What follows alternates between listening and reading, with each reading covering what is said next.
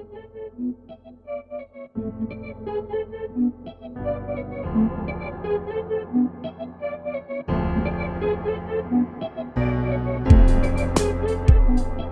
right, everybody. Hello.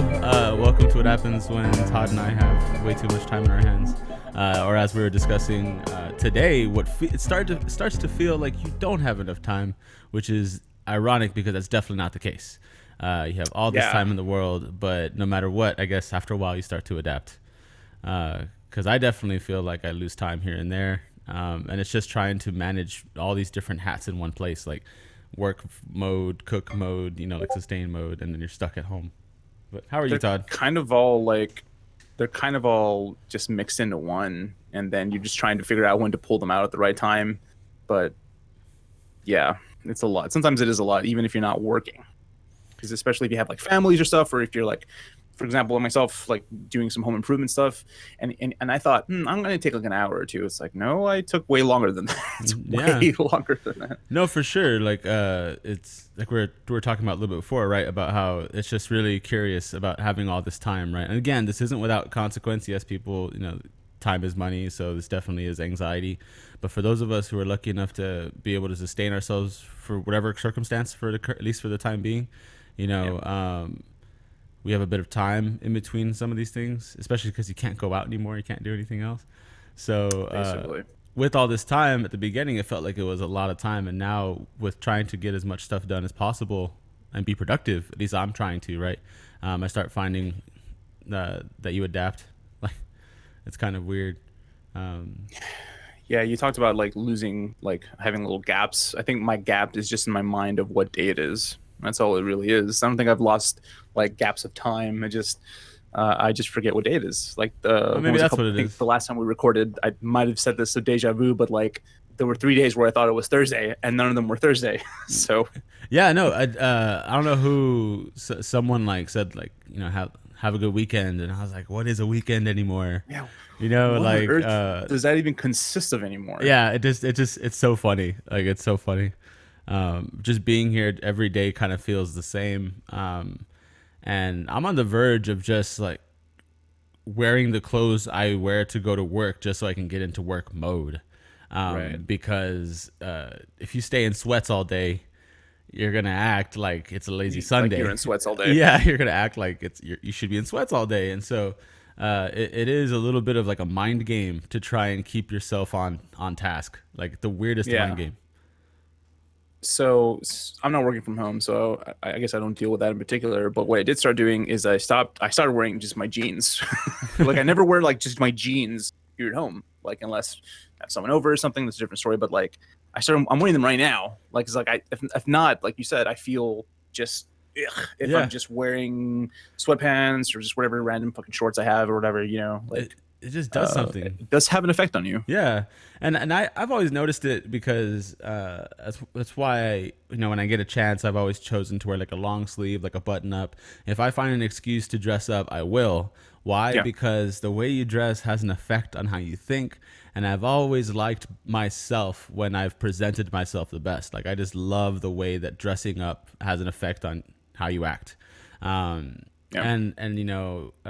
I think that's just a natural part of being human, and it's so cool how it was so cool to use that as like a random thing before COVID, but now it's actually just maybe what you have to do to keep yourself a little sane or to focus yourself, because honestly before I go to record my lectures, I don't feel that into it, but as soon as I start, because what I do is I start getting ready as if I'm getting ready for work. And so I just dress up, and by the time I'm done, it just feels like, all right, I'm ready to go. And it's just such an odd thing. We definitely rely on, our environment kind of affirming a cues. Certain, our cues, like queuing up a certain headspace. Again, before was just for fun. Now it's like essential. So what you're gonna do now, John? On Monday, right? You're gonna go into you're gonna just pretend you're turning on your computer, and you're gonna turn it on regardless, and you're going to like clock in, or no, before that, I'm sorry, you can get dressed. You're gonna grab like a cup of coffee, and then you're gonna grab your keys, right? You're gonna grab your keys, John, and then you're gonna go to the door, open it, go out the door, lock your door, and then come back in. I don't know, Okay? man. I don't know if I need that much of a dramatization, right? Like I'm gonna put the sounds of the Wait for a month or highway, two. sounds of the highway for 15 minutes as if I'm driving. Role play it. It's like what they do in space, Interstellar or whatever. You know, they put the What, like a you little, know like a just visuals from home, yeah, so yeah. you can act as if you're still at home. So you can keep yourself sane. So I will say, like, onto the topic, right? Because we could talk like this forever, right? We had the three different segments of this, right? And one was the adaptation, which we're kind of talking about right now. Yeah. But how's cooking been going for you? Have you been? So it's been going pretty well. I'm enjoying it. I was never like a great cook or anything. I just know the basics really. And I'm the kind of person that if I need a cookbook. Got the cookbook, we're good. If I got the ingredients, I'll make it happen For one sure. way or another. But lately, it's been more. I'm doing it more often, and it feels. You know what? It feels much more modest because before, when all this started, I was just kind of just like we're just gonna make these incredible meals. Like we're at home, you know, we're you know, What you just wanted? it just feels warm. Extravagance? I don't know. I just felt like, you know what? I'm going to comfort, not like overeat, but just like I'm just going to make food. You know, I'm not just gonna pop in something into the microwave, which I have done. Sure. In Um, between and for but snacks, like there's nothing wrong with that. Like yeah, it's good for me. It's a bonding tool, you know. So I've for been sure. able to do so more with my mother, and it's cool because it's just like conversation happens a lot easier. I think between her and I when we're in the kitchen, you know, Nice. which is interesting. It But is. so far it's been great. I want to do more. I want to experiment. I want to actually now I'm thinking I'm going to go look for some recipes of things that I wouldn't try before Did you or make have anything considered new at all? trying.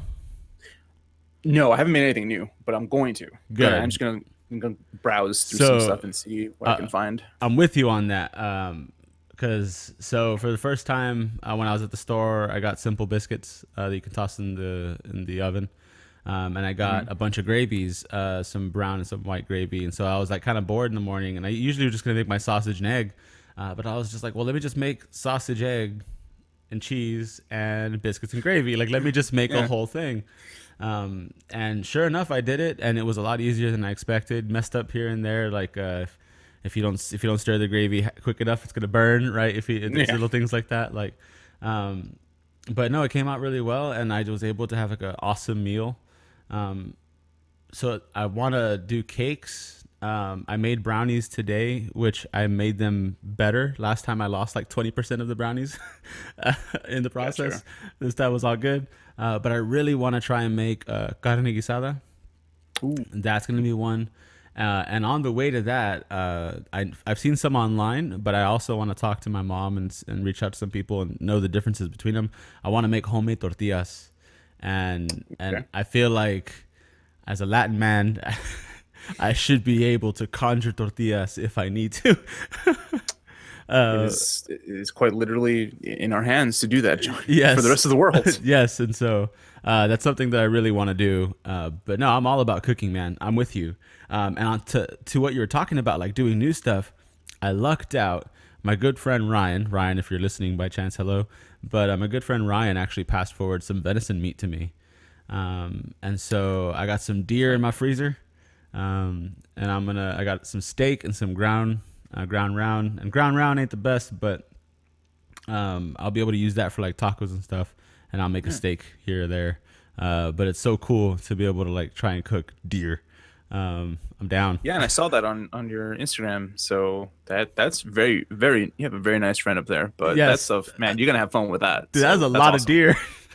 Yeah, dude, that's Apparently- great. apparently is your his- first time having venison. No, so a good friend of mine, Josh, has an old roommate had cooked venison, and man, it was like the most curious thing. Like, this is kind of a side tangent, everybody listening, right? But one day I'm coming home, right, and we used to live in this house off Kingsville that was, kind of a creepy house, man. If you looked at the house, you had to go down a long driveway. It was hidden. It was a driveway that was hidden between two houses, so it looked like an alley. So like it was like a really odd ranch. And so, but I lived there because you do what you got to do as a graduate student. I lived there with my good friends Marco and a few others, and Josh and Cruz were some of these guys. And Josh is a hunter. Friends who are hunters. I come home one day from lecturing, and there are two deer hanging from the tree in the center of of the property, and they're just Not, doing their thing. not creepy. No, no, no. I was like, all right, and I just kind of like walk into my like to the house and go to the room and just rested whatever I did. But then later that night, he was like, "We're gonna do this," and he cooked medallions, just little small bits of deer, and man, it was really good. I can't complain. I've slowly gotten more of an appreciation for hunting. So long as you use the meat, right? That's the main thing. And this is what I'm perfectly about. His dad went out, hunted, got a buck that was bigger than he expected, and passed the food on to Ryan. And Ryan's just like, yo, this is too much food. I'm going to pass this on even further. And he knows that I've been curious about trying to eat this stuff. And so it just worked out. Yeah, really good friend, but I'm down to start cooking wild game too. Like, Yeah, man, that's cool. Well, I hope you. I will look forward to see what your first dish is. yeah, dude, thank What you you. do first. I'm gonna do it. I'm gonna do it. But yeah, so I'm with you. Like getting cooking on the next level, right? It feels like a skill in a role playing game. Sure. So right now I'm at like a 30 then out of 100. Yeah, exactly, dude. That schema, that way of looking at life has helped me out so damn much. So that way when I go into a skill, I always assume it's gonna be like how I played in the games. The first 2-3 hours of you trying to build that skill, just complete shit. Yeah. And like You're literally doing nothing. yeah, you're wasting more than you're gaining.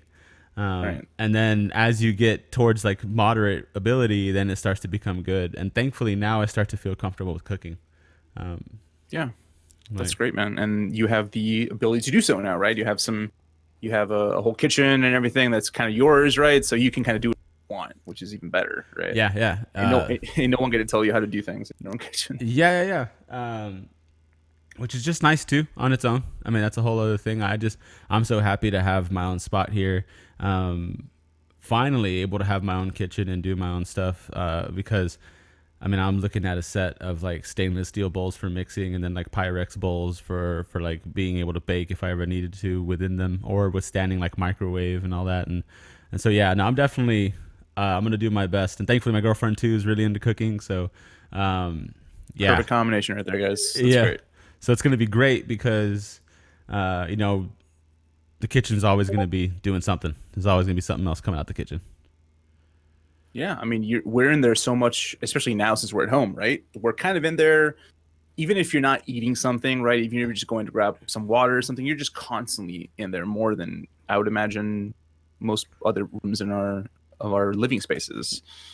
Well, see, mine's kind of an odd combo, but it's so good to use the kitchen more so in a proper way, because I do eat Yeah. out quite a bit, and in the sense of like beforehand, and I still eat out occasionally here. I'm a believer of supporting our local businesses. Just when you bring the food back, do your business about throwing away some parts of it, eat it on your own plates if you really want to feel that comfortable and stuff like that. Yeah. But support your local businesses, but at the same time, if you're gonna have a stocked fridge, you might as well use it, and you might as well, because that was the whole panic while all this happened, right? Is everybody go to HEB, fill up your fridges, and all right, now use it. Well, some people are definitely cooking toilet paper, while some of us are cooking food, right? Because that's what we went to buy. Some people burning toilet paper for warmth. That's an interesting idea. But yeah, I'm trying to think about what I want to make tomorrow for breakfast. Usually these like last couple weekends have been just like really simple, like pancakes and stuff like that. But I'm thinking you're inspiring me. I think I might do biscuits. I got all that stuff here. Do I it, think I man. might do biscuits and gravy. Yeah, Man, that sounds really good. that's what I'm saying, for real. Like, it's just Yeah. might as well enjoy it. That's what I would say. Like, if you're gonna have to be here at home, might as well make it awesome. Yeah, do something with it for sure. For sure. Um, Have you felt cabin fever at all? You know, no, I don't think I have quite yet. We might have discussed it last time around, but it definitely I definitely think it's going to take a lot longer for me to just kind of break a little bit under the pressure of being indoors for so long. I spent a lot of time outside today, and I think that that's kind of a luxury. I know a lot of people don't have like yard. Some people are stuck in an apartment, or whatever, and they really can't go out to get a whole lot of sun, maybe safely. Yeah. So I think maybe that has helped me, kind of just stay attuned to like what's around me, making sure I'm not just enclosed in walls. But I definitely do miss seeing people. And I definitely am starting to miss that. You know what? I think we might have discussed it, or I must have heard it somewhere else. But what I kind of miss more than because we're talking right now, and I can see you and you can see me. But what I do miss is actually I miss physical contact. I miss like the hand and the hug from people. Sure. And I didn't think I would miss that. Not in a bad way. Just I didn't think that was the first thing that would come to mind. No, I totally get you. Because so while I'm up here, right? I mean, my girlfriend's like 4.5 hours away. She's a good distance away. And her and I long distance, we're used to about a month of distance between sometimes, if we have to. And so it's usually not that big of a deal. But in this context, it's actually been a little bit harder, especially noticing how, there's a lot of people over here not abiding by that whole stuff, and it's all right. Again, to each their own. But it's you see a few people like getting together in small groups and parties and stuff, and it's like, man, you know what? On that point, one of my neighbors, their car is like dusted over. Like, I mean, like it is just like it has not been moved since, maybe all this stuff started going down. And I really wonder if someone didn't just like fly home or fly to their parents or something just to be over there for this very reason we're talking about. Because it's really interesting because, it's taken me a while to actually start to feel that itch, whereas I feel a lot of other people felt it way quicker. And I'm pretty sure some people made a rash move like that just to jump home and be with family. Because it is something. I mean, we're two introverts talking about this. It's really interesting that you mentioned that, because I've noticed that my neighborhood has been fairly quiet. Usually it kind of, most of the time it is, but the usual static, the usual white noise and people talking and dogs and cars, that's kind of gone. But what I didn't expect was all the voices to be gone. I hear a lot of voices from my neighbors who are really, really nice people. They're always outside with their kids and stuff. But I'm used to hearing more further down the street, and I'm just not hearing that. And that is a little eerie. And that does make me wonder. I have a neighbor whose car isn't in their driveway and hasn't been for like a week or two. I hope they didn't decide to do this now and, go out now and go stay with somebody. But yeah, it's interesting. People might have, or maybe something happens to the car. I don't know. But oh no, I for see sure. what you mean. But I see subtle signs of like people not moving as much. But it's just interesting to see like how some people are dealing with this versus not. I'm not getting that cabin fever just yet, but I definitely know some people who are. And then on top of that, I can see where it'd be easy for me to fall into that if I didn't manage it.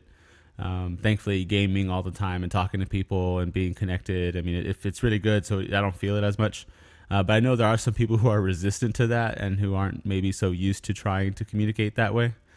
So I don't know, man. I mean, it's really interesting to see how this is going to kind of push forth. Reach out to your friends, right? Yeah, and we talked about that last time as well. Like, I've been reaching out to family here and there. I had some family. I don't think I mentioned it last time, but I did have some family that were affected by it. Thankfully, they're doing good. Good. Which is that's right. Yeah, you did mention that. Yeah, huge relief. Doing good, but I've been like talking to them here and there, and some other folks that I haven't reached out to in a while. Just because life, right?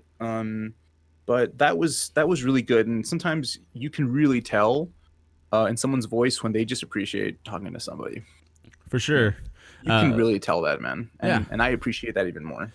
No, you can. I've always, I think to me, this doesn't feel so, I mean, what?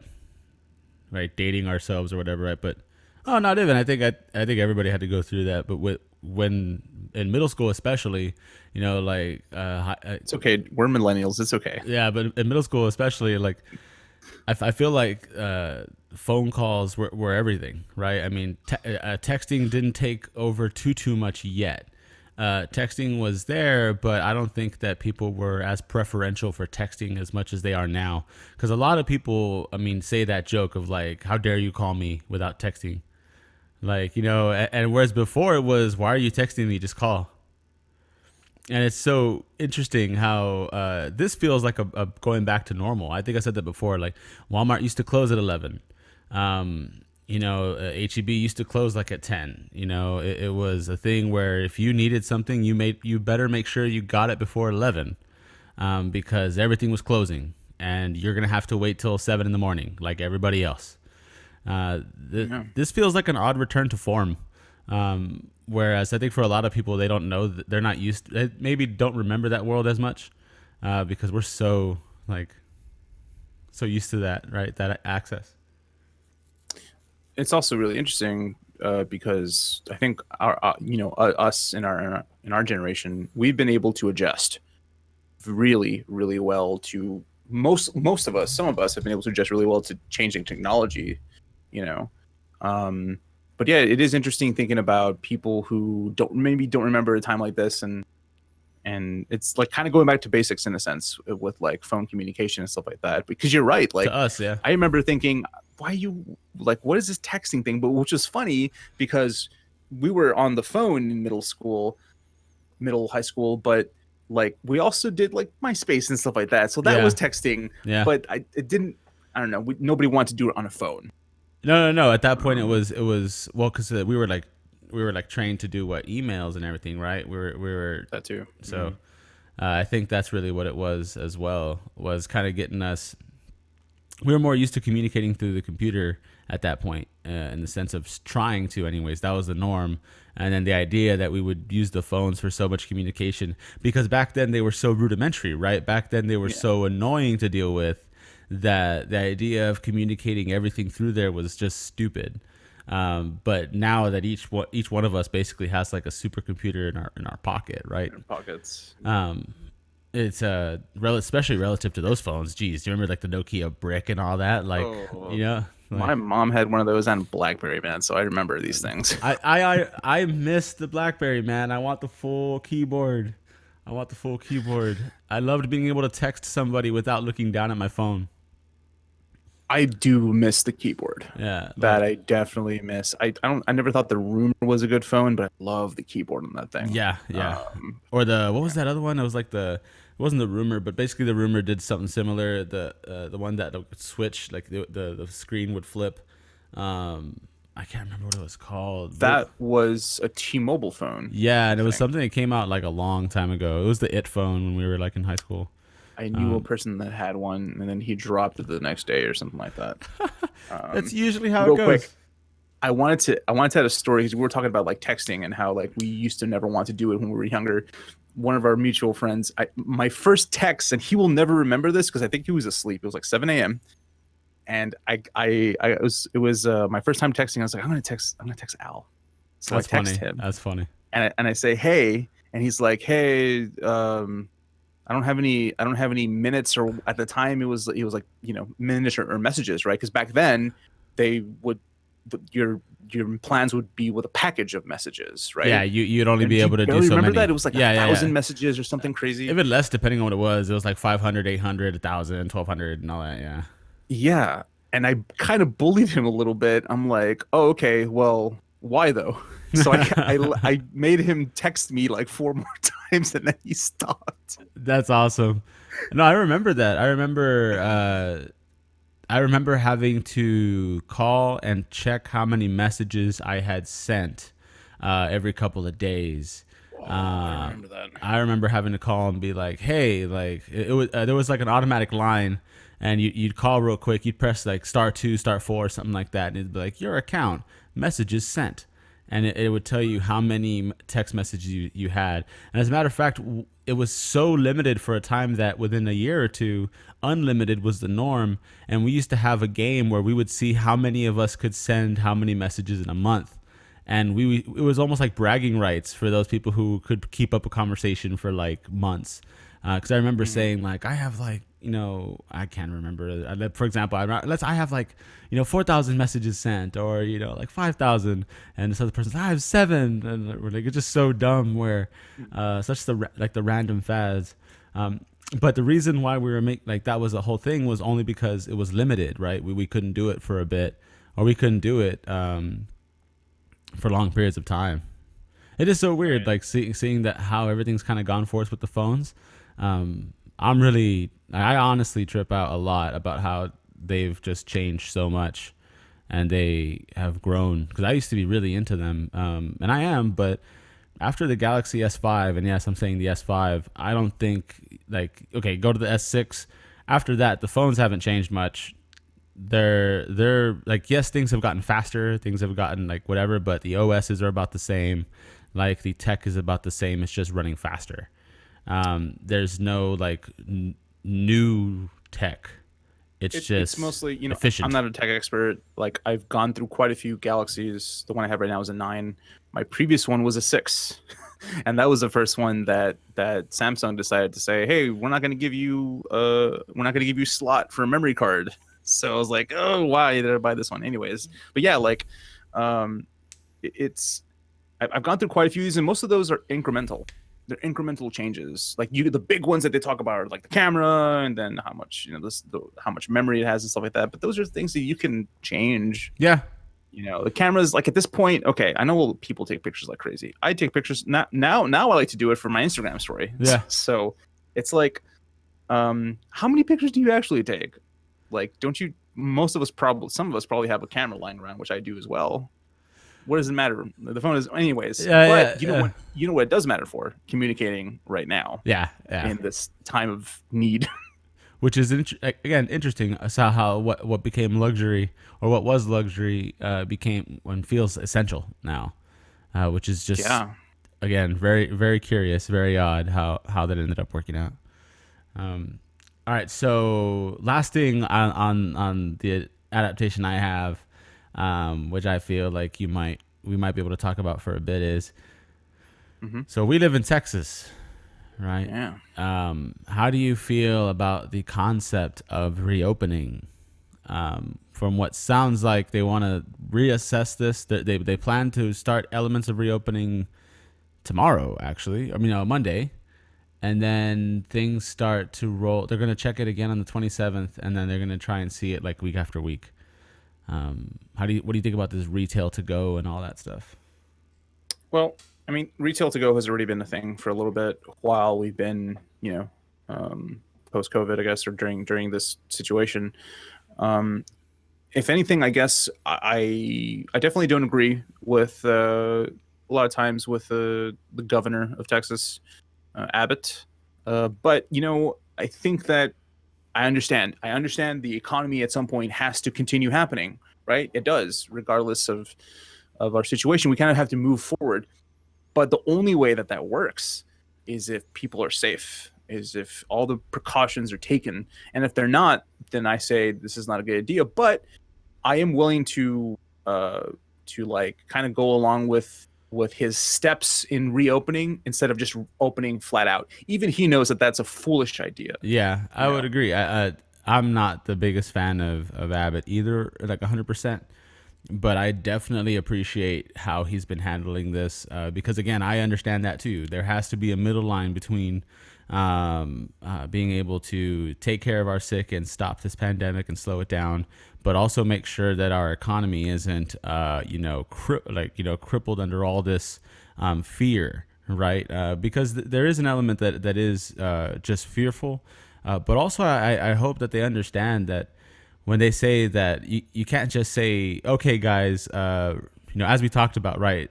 Certain businesses aren't going to be as inclined to take care of their workers as much as others.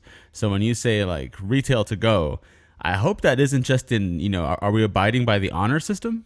Right? I mean, are there, consequences for retailers not outfitting their workers with gloves? You know what I mean? Are there some type of like mandate or policy, from a health standard, like an OSHA type thing, that would allow people to be monitored, retailers to be monitored to make sure that, because the last thing we need is someone saying, yes, I'm abiding by all the restrictions, and then they're not. They're actually part of the problem in all this. Because I'm for retail to go, but the issue is who's watching all these retailers, because I want to believe that everything's going to go perfectly, but human nature, history dictates So otherwise.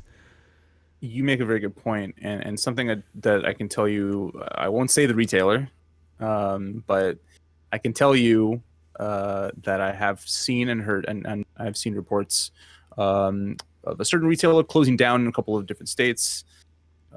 And let's just say that forcefully so in some cases. And more recently, unfortunately, I don't remember the state it was in, but they basically had to force their way through one of the upper, like, corporate managers, and to close down. I believe they were fined, and the I guess local PD went to check the next day to make sure that they hadn't opened. Oh wow. Yeah. So I saw that and I'm like, okay, then there definitely needs to be, like you said, some kind of watchdog group or some kind of committee that's watching this. It's really interesting to really thinking about how right now they seem to be so strict and very restrictive with the medical, like, the medical field right now, and hospitals and stuff. There's so many restrictions, and when I mean that towards employees and people that are, doctors and stuff that are helping us out. But then I feel like most of the government just like, oh, retail, do it, open, let's just go. I just hate that. Like, I feel like there's a double standard there, and that there's more worry in the economy than the healthcare and the well-being of the American people. Well, I think it's just because it's easier to understand. And that's the unfortunate part, is that, I saw a lot of these protests going on, and especially the Quite a few of gridlock, them. the gridlock one. And I understand the plight, and I get it. I do think that there is always we should always be willing to take a moment to be concerned about our rights. And I can definitely see how some people may find this alarming. They may be concerned with this, what seems like what I've heard some people say or claim, a totalitarian reaction to all this stuff.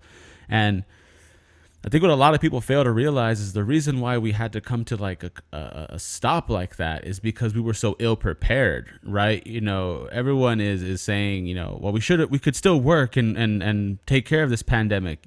Yes, if the infrastructure and PPE was widespread, as it probably should have been from the start, just as a precautionary measure, because hello, science, right? This is something that classes are regularly run on every semester. Doctors know about this all the time. We should have had some sort of policy for something like this. That way, the economy could have been able to make a seamless transition into normal times into pandemic mode. But this is the first time we're writing the book. Unfortunately, I think it's okay to give legislators and people a chance to try and make sense of it. It's just unfortunate that the legislators in the United States are taking so long, and their methods of getting through this haven't been that well calculated. They had a chance to pass better legislation. They tried. They got stuff. But that's why people are protesting, ultimately, because they didn't make legislation that was able to catch everything, which I get it. And I'm definitely for the whole federalist and state argument, and I understand all that. But that all people are talking about this stuff like it's happening in a vacuum. Like you're trying to have a constitutional argument while we're stacking bodies in New York. I understand, and I am empathetic, but the people who are saying that this is just a coup, or this is just like a myth, or like just hype, like So, a whole bunch of nonsense. yeah, like it just sucks. It just sucks because I get where they're coming from, but like taking the Dr. Manhattan approach here, right? Like without condemning nor condoning, like I understand, like it's a weird place to sit at, because I get both sides. I get everyone saying don't move. I get some people saying we gotta try and we gotta keep moving. I get it. I mean, it's just such a hard position. You know, it's the kind of thing where no one of us has experienced something like Sure. this. Yeah. Like, and Unprecedented. most of the obviously most of the people even running the country have obviously not experienced anything like Sure. this. Yeah. Yeah. Um, This is the type of stuff you read about in books. or watched in movies. Yeah. Something that is really interesting to me. Imagine if the team that was set up for to handle these pandemics, I believe that what was it? Trump disbanded them like after 2016 or something like that. And I believe that the White House also had like some kind of a pandemic playbook that was put together by a bunch of doctors, and he kind of just didn't care about that. So imagine if he actually paid attention to all these things. Imagine if everything worked the way sure, we'd be a little behind, but we'd be able to catch up faster if he took all these things seriously. I wonder if how his constituents or I wonder how the people would think of him, or the direction we'd be in, how many lives less we would have lost. It's time wasted. And I understand everyone has concerns, like you said, about their rights. But I think it's so I'm perplexed in a way that we as a country have not come together a lot faster for something that is clearly affecting everyone one way or another. I know we can't see it necessarily. I think it's because Um, it's affecting people in different ways because for people in this this say what you want about 2016 or whatever, right? But a lot of people try to paint what's happening as like racial ties or racial tensions and things of that nature. But I think it's really, we're conflating a lot of things. I think one thing is the difference of socioeconomic status. That's one, but that conversation doesn't really hit too well here because it doesn't have a grounding. What is easier to talk about and is highlighted in this situation is the difference between urban and rural, right? People who are far away from the city, you and I are how many miles from New York, and yet you and I appreciate those types of places. I so much that even I like moved closer to Austin, which is Texas's own closest version to like New York of or that, Seattle or whatever. small apple. Yeah, and not everybody does that. Not everybody's like trying to reach out and understand what's going on in New York City. So I kind of understand why some people don't connect to the problem because they don't see the problem. All they see is, okay, we're not working, but we're not dying over here yet. So why are we? And it's unfortunate because that's like such a primal way to think about it. But it's Yeah. regional. The U.S. is so huge that this is why I disagree with Trump, but he has good advisors, at least with Fauci, is the one that I'm thinking about specifically. And Absolutely. his power is limited, so the governors have control over what's happening in the states. And ultimately, I think the way the system runs, any person should be able to understand that we need to open up the valve slowly, right? Yes. Um, Absolutely. Totally agree with you there. and I think that's kind of the notion that everybody's understanding, whether you're red or blue, green or brown, whatever. Like, I think everybody can look at here and be like, okay, look at this and say, we're going to open this valve real slow, real Yeah. slow. Because that's going to be the safest way possible. I am curious about Texas's numbers. I don't know how valid they are. But I mean, what, like a month ago, 4 weeks ago, these numbers were less than 100, Yeah. maybe a month and a half ago. Now we're up to 38,000, like in the United States. It's ridiculous. And then in Texas, we have, let me go ahead and pull that stat for us right now. We have 4,460, is what it looked like, unless it updated. Where are you? Texas. Confirmed cases that we know of. Obviously. Yes. Yeah. 4,653 is what I just got, with a total of 73 deaths. In specific, no, more than that, but we're talking about in Harris County in Houston. But I can understand why Texas is eager to open. But I am worried that we are maybe at the beginning of this and we're opening way Yeah. too early. I personally am going to take, maybe an extra week or two after this and abide by just the same standard. and trying to see if maybe just in case this stuff gets worse. I have not had that conversation in this household yet about, how we're going to look at things once, things start slowly being less restrictive, which they kind of already are, right, in the state, at least in a sense.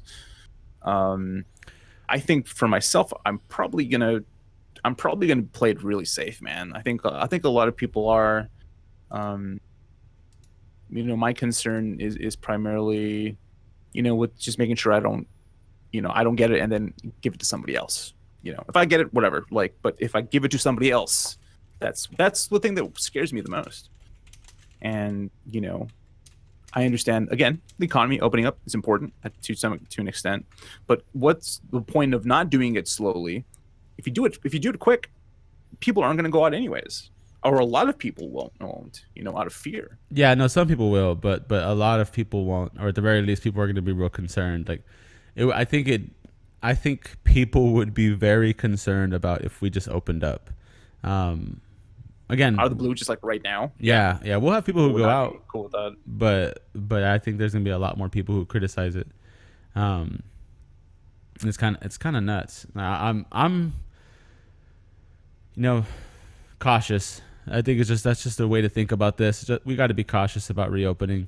Um, I know the numbers look good so far, but with how much we're lacking in testing, um, supposedly they're ramping up testing more and more each day here in Texas, and the goal is to try and get as much, like, basically overwhelm our state with testing by the beginning of May. But still, that's Well, that needs to be number one, right? we're on the 18th, so they have a couple days, and I hope they can pull that off. But it's just a massive state, John. Like, this place is huge, Yeah, no, you Texas know, is massive. and like you said, for all you know, obviously we hope not, but we could just be at the beginning of this for the state, Yeah, and I think it's just better to wait a little longer. But obviously, uh, Abbott opening up slowly or deciding to do this, he's clearly being pressured by a lot, right? He's the governor of the biggest state in the one of country. the richest states in the union. Like, Yeah. I mean, yeah. No, I understand the need to reopen. Um, but again, it's not that we're closing because we're paralyzed with fear. We had closed because we weren't ready, Yeah. and to have continued in such a sad state would have left us in a miserable position.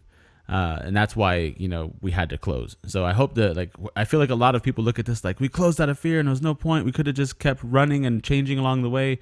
And I think people don't realize how slow it would have been for us to be able to play game. This thing doesn't play game at our tempo. Like, it was moving It's pretty 4 steps quick. ahead of us. Yeah, it was pretty far ahead of us, especially with how, again, how long it took us. Um, but it is crazy how, like, people, I did see reports where they're making fun of Cuomo, and say, like, well, wouldn't it have been better if we started this early? If you would have closed down 2 weeks earlier, like 3 weeks earlier. It's like all these hypotheticals that the media is just running around with for no damn reason. Like, of course, it's like, wouldn't it have been great for the United States if, like, or for the world, if smallpox wasn't a thing? Yes.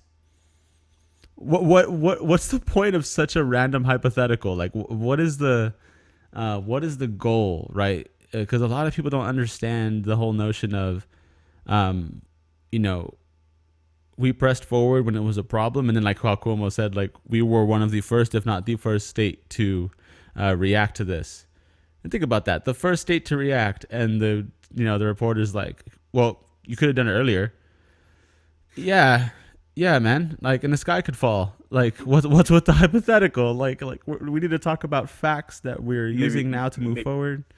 maybe not the best reporter. Maybe ask a different question, Well, because that's I not good use of know. his time. No, I agree, but I think that's I think that's a danger in reporting right now. Where if you use the habits you had pre-COVID, where all these like cheap stories that are just kind of like made to get your attention.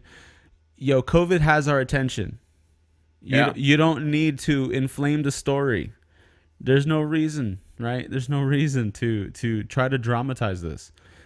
It's already dramatic. Yeah, all we really need are the facts. Yeah. We just need, that's all we need, understandable, comprehensible answers that make sense and that actually sound like an answer. Yeah. Like, what's the gentleman? Believe he might be a major. That's the head of the um, uh, Army engineers, medical engineers. And watching him talk, I don't know if you've seen him No, I in haven't. like Morning Joe and like all these different. I don't really watch all that stuff, but I'll just grab clips from it. Sure. And he just goes straight into like, okay, this is what we're doing with with the Navy medical ships and stuff like that. Here's what we're doing to change things and to ramp up testing. When you hear that man talk, that man sounds like a leader. It's crystal clear. That is very refreshing because he doesn't bullshit. Yeah. He gives you the facts, and it's like, so does Fauci, and I love Fauci, but he's playing a game because he has to. Yeah. He's playing this The room cat he's and in. mouse game. He's playing the room. Dude, and he To have to do that. have a lot of respect for that man because Yeah. he seems to be navigating in crazy waters. To have to do that, to have to manage PR, and not even like PR or like to a rational audience, like PR to like Trump's insecurities, and it's unfortunate. It's just unfortunate to see the scientist have to stoop down to the level of politics, and it's unfortunate because even like Cuomo says it, right? Like, don't get me wrong, it doesn't mean that scientists are inherently better than anyone who enjoys politics, but politics is what can sway you, right? What can motivate you? How can I make you for my position? Science doesn't do that. Science is, this is what it is. This is, deal with it or don't. Yeah, like this is the valid survey, or this is the valid study, and if we don't do X, Y will happen. This is because we've seen this happen in last 100 cases. Yeah. It's just based on data. Whereas it's unfortunate that there's very little leadership, and this is showing how little leadership we actually have in the United States. Like one of the governors, like I think it was like a week and a half ago, he was like, I just barely heard that this could spread via community. Where the I think that hell was the have governor you, of Florida. Yeah, like where the hell have you been? Like In Florida. Yeah, well, I mean, I know, but it's unfortunate. No, that's a joke. I know. I'm like, I get you. I still love that Florida man. Yeah. But it's just ridiculous how misinformed a lot of us can be, and how these bubbles of influence are just obvious now, and how some people they see a coup or a conspiracy and everything, and it's just unfortunate how we are just not built for the times, my friend. We are just not built for the times. No, and we are, paying the toll for it, unfortunately, dearly. It's something you mentioned, obviously, like Trump, hopefully that he'll listen, or Abbott in this case too, listen to his medical, consultants. Yeah. It's so interesting thinking about like how everyone like sees doctors on TV. I think we mentioned this. We were talking about this day before yesterday, where I had seen a clip from Fox of Dr. Oz talking about reopening schools, and just the wording he was using. He said this is an appetizing opportunity to open schools, which in itself sounds really fucking weird. An appetizing opportunity. Yeah, he definitely said appetizing. He might not have said opportunity. Don't quote me on that. No, but I get you. No, I did see it some stuck clips with on me that because it was chilling. Yeah. Well, that highlights how people don't know who to go to, right? It's funny how right now, when I was telling my girlfriend about this, right, that we need science educators. Like we need people like Bill Nye, but in every town, just trying to get people to realize, hey, like germ theory is a thing, and this is why we need to be concerned. Like the whole notion of, did you ever see that MythBusters episode where Adam? I think I might have talked to you about this. Where Adam had mentioned it to me. Yeah. Yeah, he put like a little apparatus on his nose that would leak a fluorescent dye, that you couldn't see under normal light, but you could see under black light, and they came to a dinner party and everybody was just, sharing glasses. He was handing out stuff, normal stuff. It didn't look like anything crazy. And sure enough, when they put everyone under fluorescent, it was so it was so obvious who was covered. Everybody was covered, right? Yeah. And the interesting thing is what some of them said, right? So one of them was like, "Hey, I actually kept my distance the entire time, but at the end, he came at me for a hug, and you can't turn someone down for a hug." And that's why I even told some of my students, I was like, "Guys, the virus doesn't care about your relationship, right? Yeah. Like this is why it's This is why you should care about your relationships. Stay exactly away. exactly. It's too easy, man. And so when it's just unfortunate people don't know who to go to, and people like I think it was like Dr. Phil too, which I have nothing. I used to hate Dr. Phil, but I think Dr. Phil is a much more grounded guy than I gave him credit for. That said, he is not a specialist on infectious disease or Neither of them are. on viruses, right? So why should we listen to them? Right.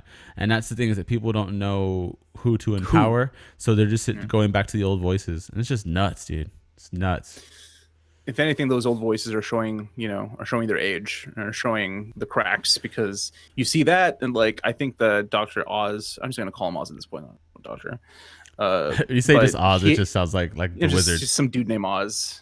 Or the He has wizard. a weird first name. I don't remember what it was, Oh, but yeah. he had to obviously recant. I'm looking it up because it's worthy. I actually think it's Mehmet. Yeah, Mehmet. Mehmet, yeah. And he had to obviously recant his words.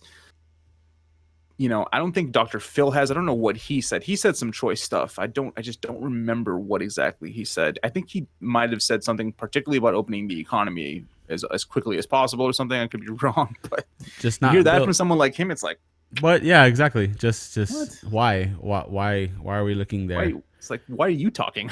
Who are you? Yeah. And that's it's just such an odd thing. People just don't know where to look. How do you feel about this topic? You want to move forward? Yeah, I'm down to continue. If anything, I'm just gonna add. I think I'm gonna do this every time we do this, John. Since we're talking about our lives during COVID, social distance and physical distance. There's a difference. Stay connected. Talk to people around you, and just keep away from them physically. That's it, guys. Let's follow the rules. I agree. This doesn't care about your relationships. Like I understand that we all miss each other, and this doesn't mean that I don't miss my friends or anything like that. Like I really would like to be in the valley and all get together and do our normal stuff. That'd be great. It's a Saturday night too, John. I know exactly. That's what we should be doing, but in a normal situation. But it's just unfortunate that again, not social distancing, just physical, right? Just keep distance. Even Ryan came over earlier to drop off the stuff. Like stayed a good distance away from me. You know what I mean? Like him and I aren't next to each other. We're just distant. Constantly sanitizing and washing my hands. But But yeah, so no, I'm with you on that. And I think it's a worthy thing to bring up every time. I honestly think so. Gaming, my friend. Yes. Should you go? I think I went first last time. Did you? Oh, you went first last time because we talked about Last of Us. Yes, and you talked about Final Fantasy, which I'll let you go first this time because I'm sure you've been playing Final Fantasy this past week. I have. I haven't been the last few days. So I was gonna say the two games that I want to talk about, which we can go back and forth. The first one I want to talk about is Final Fantasy VII remake, and then I actually want to talk about Minecraft, just to bring that up in an interesting spot. Okay. And then of course, at where we can meet at the end of all this is for sure with Echo. We can talk about. Did she not come out? No, she wasn't out. No, the last episode. We talked about that she was going to come out, like we might have mentioned. I think. So, right. So yeah, we could talk about Echo, right? So in Final Fantasy VII, yes, I'm about like 12 to 13 hours in. I love the game. The sound design is good. It is gorgeous. I should mention. It's the first game I'm really playing on my new kind of like 4K setup, and so I love that. It looks gorgeous. I am impressed with what they've done. I will say that at least before, I imagine when I go to 20 hours, it's going to open up. What tends to happen in Final Fantasy games is it's linear for a point, and then it's like open world for a large section. And then once the story closes, it's like, okay, after chapter whatever, we're back to linear. So it's like linear, open, then linear. And so it's like a sandwich of it usually. At least that's how it was for 15. I kind of expect them to do that here. So it's really storytelling focused. There's only small quests. It's really busy work quests, but they're quests that show off the work of the environment, that show off the city. You're working with like you're a merc who needs to make a word for himself. So you're doing complex stuff as well as getting the cat out of the tree. But it is cool in the sense that as soon as you're done with something, the city starts to react to you differently. It's a type of the game where as soon as you do a quest, the people talk about you around you differently. And so like everything starts to change with what you're doing. I will say it feels like a movie, man. Like, so it's no secret, Cloud is a bit of a man whore. He doesn't know what he wants, what he wants in life, and he's always and everyone knows Tifa, right? But a lot of people don't pay attention to Aerith, which spoilers, what happens. Not gonna say it, right? But and then Jessie is another girl that kind of has eyes for him, whatever. But I will saying that the game treats the camera like a movie camera. It will look at like their eyes, their brow, or like their like shoulder, like like where he's glancing, and it'll do small things like that you can tell it's from Cloud's perspective, and so you can see what's catching his eye. And it's funny too because when he dazes off, and goes into like a little bit of a hallucination state, because hallucinations are a thing. By the way, the cutscenes, damn gorgeous. The hallucinations are seamless. Like he's walking down the street and then just like he walks into hallucination and it looks beautiful and scary as hell. Because Sephiroth is definitely there. And it's haunting in a way, but it's so well played. You can like, let's say he's in a haze and like Tifa tries to shake him from his haze. Your perspective is in his eyes, and then you'll come to focus and you'll see her. So like you'll have those same kind of like interactions as Cloud's having, which is way better than what it was in the past. Like I had to imagine all this when I was a kid. Right, 20 like ish, 20-ish years. It came out in 97. Oh yeah, 97. So it is about 20, 21, 20, 22.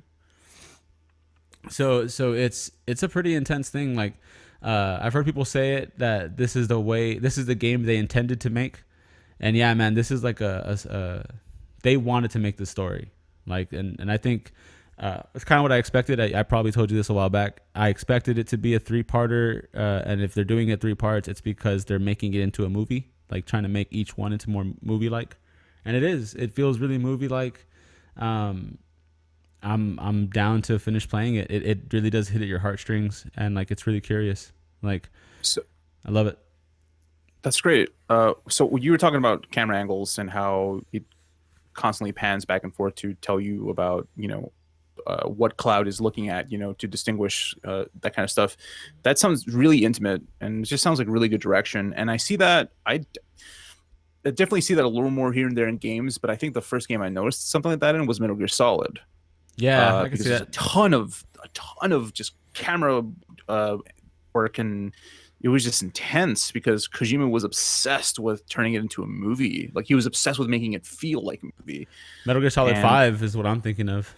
Like I'm actually almost thinking about the original. Oh, you're going not the original, the Metal Gear on the PS1. That was the original, but like because it was one of the first times I saw something like that, and I'm like, this is so much more in depth than I could have ever imagined. And that's because we weren't even there, like graphically. Yeah, No, but not at all. And that's what I'm saying is that these moments are really interesting. These emotional bits, like it feels like they really spent time tweaking the direction of the camera angles. Because I imagine that they spend a good while just trying to look at the scene from the right perspective. Right. Which meant that they had to render the entire scene and then move the camera. You know what I mean? Like from an animating standpoint, I appreciate this because that meant that they had to animate everything. They had to create the entire area. Painstaking amount of detail. Yeah. And then be like, okay, now what angle emphasizes the reflection off the whatever, like that. It's for a director to find the right place that gets the feel that they want. That's one thing. For a gaming engineer to build the place in an idealistic way as they can, and then for someone else to do like cinematography in a game, basically, is a whole other perspective. I really appreciate what they're doing with this. I understand why it took so long, and I'm in love with the game. As a matter of fact, I think part of the reason why I haven't continued playing it is because I hear that if you rush through it, it's like 37 hours. If you take your time and try to be a moderate completionist, it's like 48 hours. And then I heard if you're like a completionist, it takes 88, like 89, 87. So I'm back and forth. I don't want to finish it is my thing. Yeah, it'd be bittersweet in a sense because you would kind of don't know how long you're gonna have to wait for the next part. Yes, You know? and yes, and also like I've played the entire game, so I don't know where it chops it up. Right, I'm not too sure at what point does it stop. Right, does it literally stop from disc one to disc two? How does this actually happen? And so I'm not too sure about that. I will say on a weird thing, small little note, I got so nostalgic. I think I told you this because there was a data disc and a play disc in it. Right. Yes. So Yeah. they made it a 2 disc release, Yeah. which is so Final Fantasy, right? Like that is Final Fantasy was one of those games that it was the fat CD box because it had 4 or at least 3 discs, and Yeah. no, I'm loving it, dude. I'm loving that damn game. I cannot complain whatsoever. And I'm really curious. I know that you're not necessarily a fan of it, but I think Josh said he wanted to meander onto it. And I'm real curious to see what a new fan thinks of it, because it feels accessible. So, before I ask you, I had some other questions about the gameplay in particular, but yeah, with that in mind, yeah, like I mentioned it last week or last time, I should say. I'm not a huge, I'm just didn't really play a lot of it when I was younger. I didn't have a PlayStation 1, so like it just was never, Final Fantasy was not in my life until I guess whenever Final Fantasy Tactics came out. For Nice, Game Boy. nice. Game Boy Advance was an advanced cartridge. I had that cartridge. I played them on. I used to play them on occasion at work on a Game Boy Micro. Um, but I love those games. But they were not. They were. I wasn't paying attention to the narrative or anything. It was just about gameplay for me, right? Yeah, yeah. And I've definitely obviously seen that franchise. Have its ups and downs. The only time it ever was interesting to me, or caught my attention, was when Realm Reborn was going to be re-released. Which was Which fun. that in itself is that's a whole nother story we can probably talk about. There's a documentary about it, no clip, but it's kind of impressive the amount of work they put into remaking an MMO that was still running in its original state. Oh yeah, they were like Mind blowing, yeah. man. Oh yeah, like the fact that Square Enix, like, I am just a fanboy for Square Enix.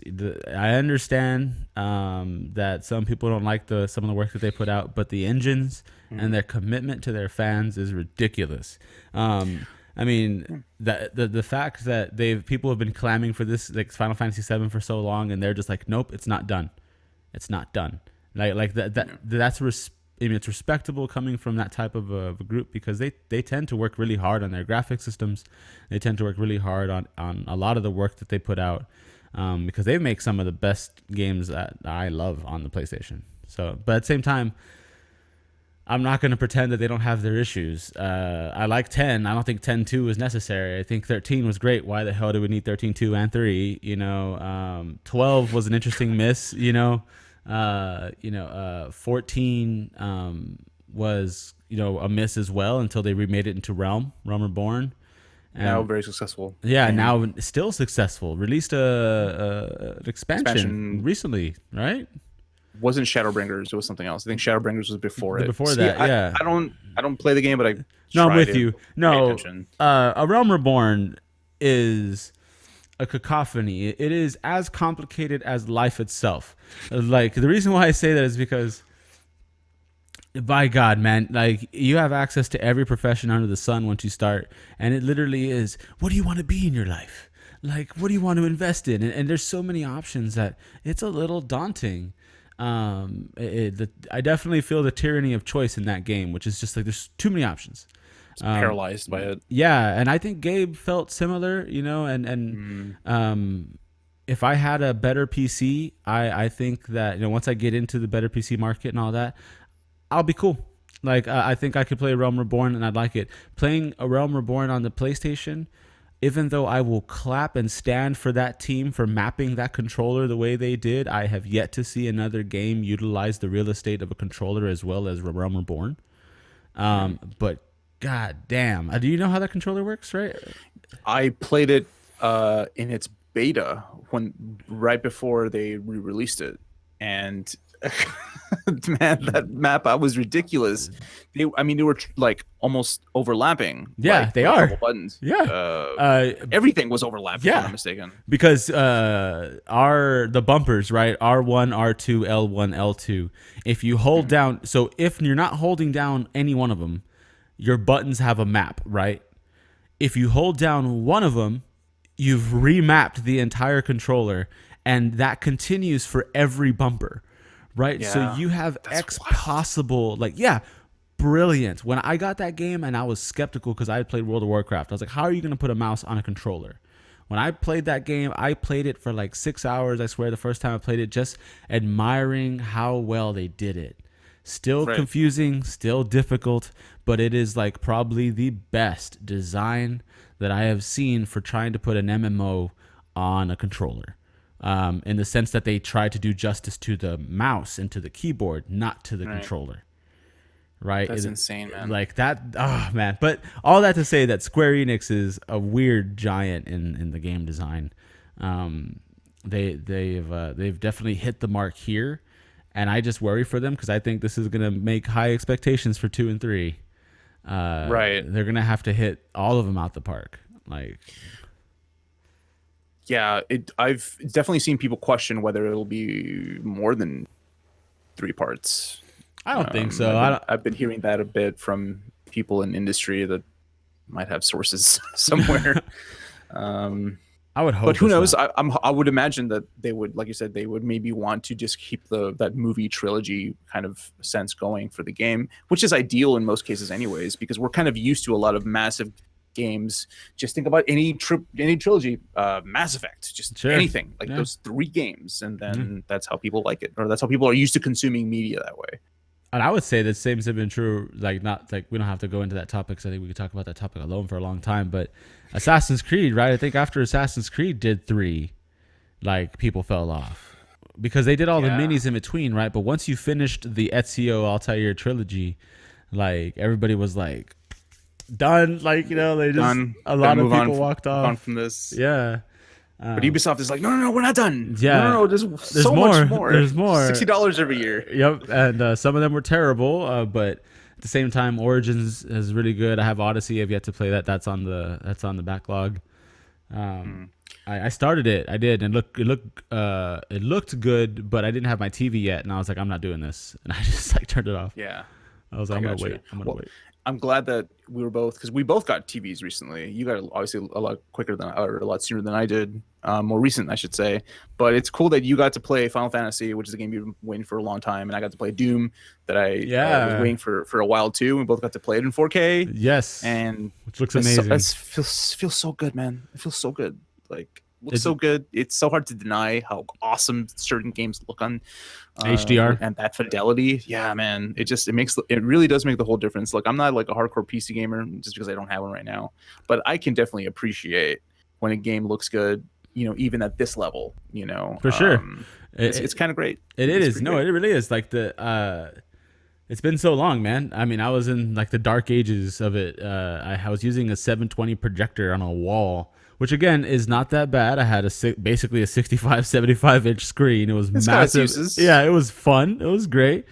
But I would go home to my mom's, basic, the 1080p television, and I'd be like fawning over how awesome it looked and how great it was and how amazing the detail was. I'm like, yo, this is mid-low grade. Like, nothing wrong with it, but I'm like, I should not be longing for this TV. I need to get something that would use the full capacity of the PlayStation, which I am so happy to see. Like, it is just ridiculous how powerful that system is. You know what I really like? This is also going off on a tangent, maybe later, but I'm just going to mention, I really love going through replays on Overwatch and seeing it. I know it's like, it might not be at full 4K when you're watching those replays, but man, dude, it just looks, it's so awesome being able to like stop the match, switch the angle, and just look, and I'm like, wow, that looks way better on this TV.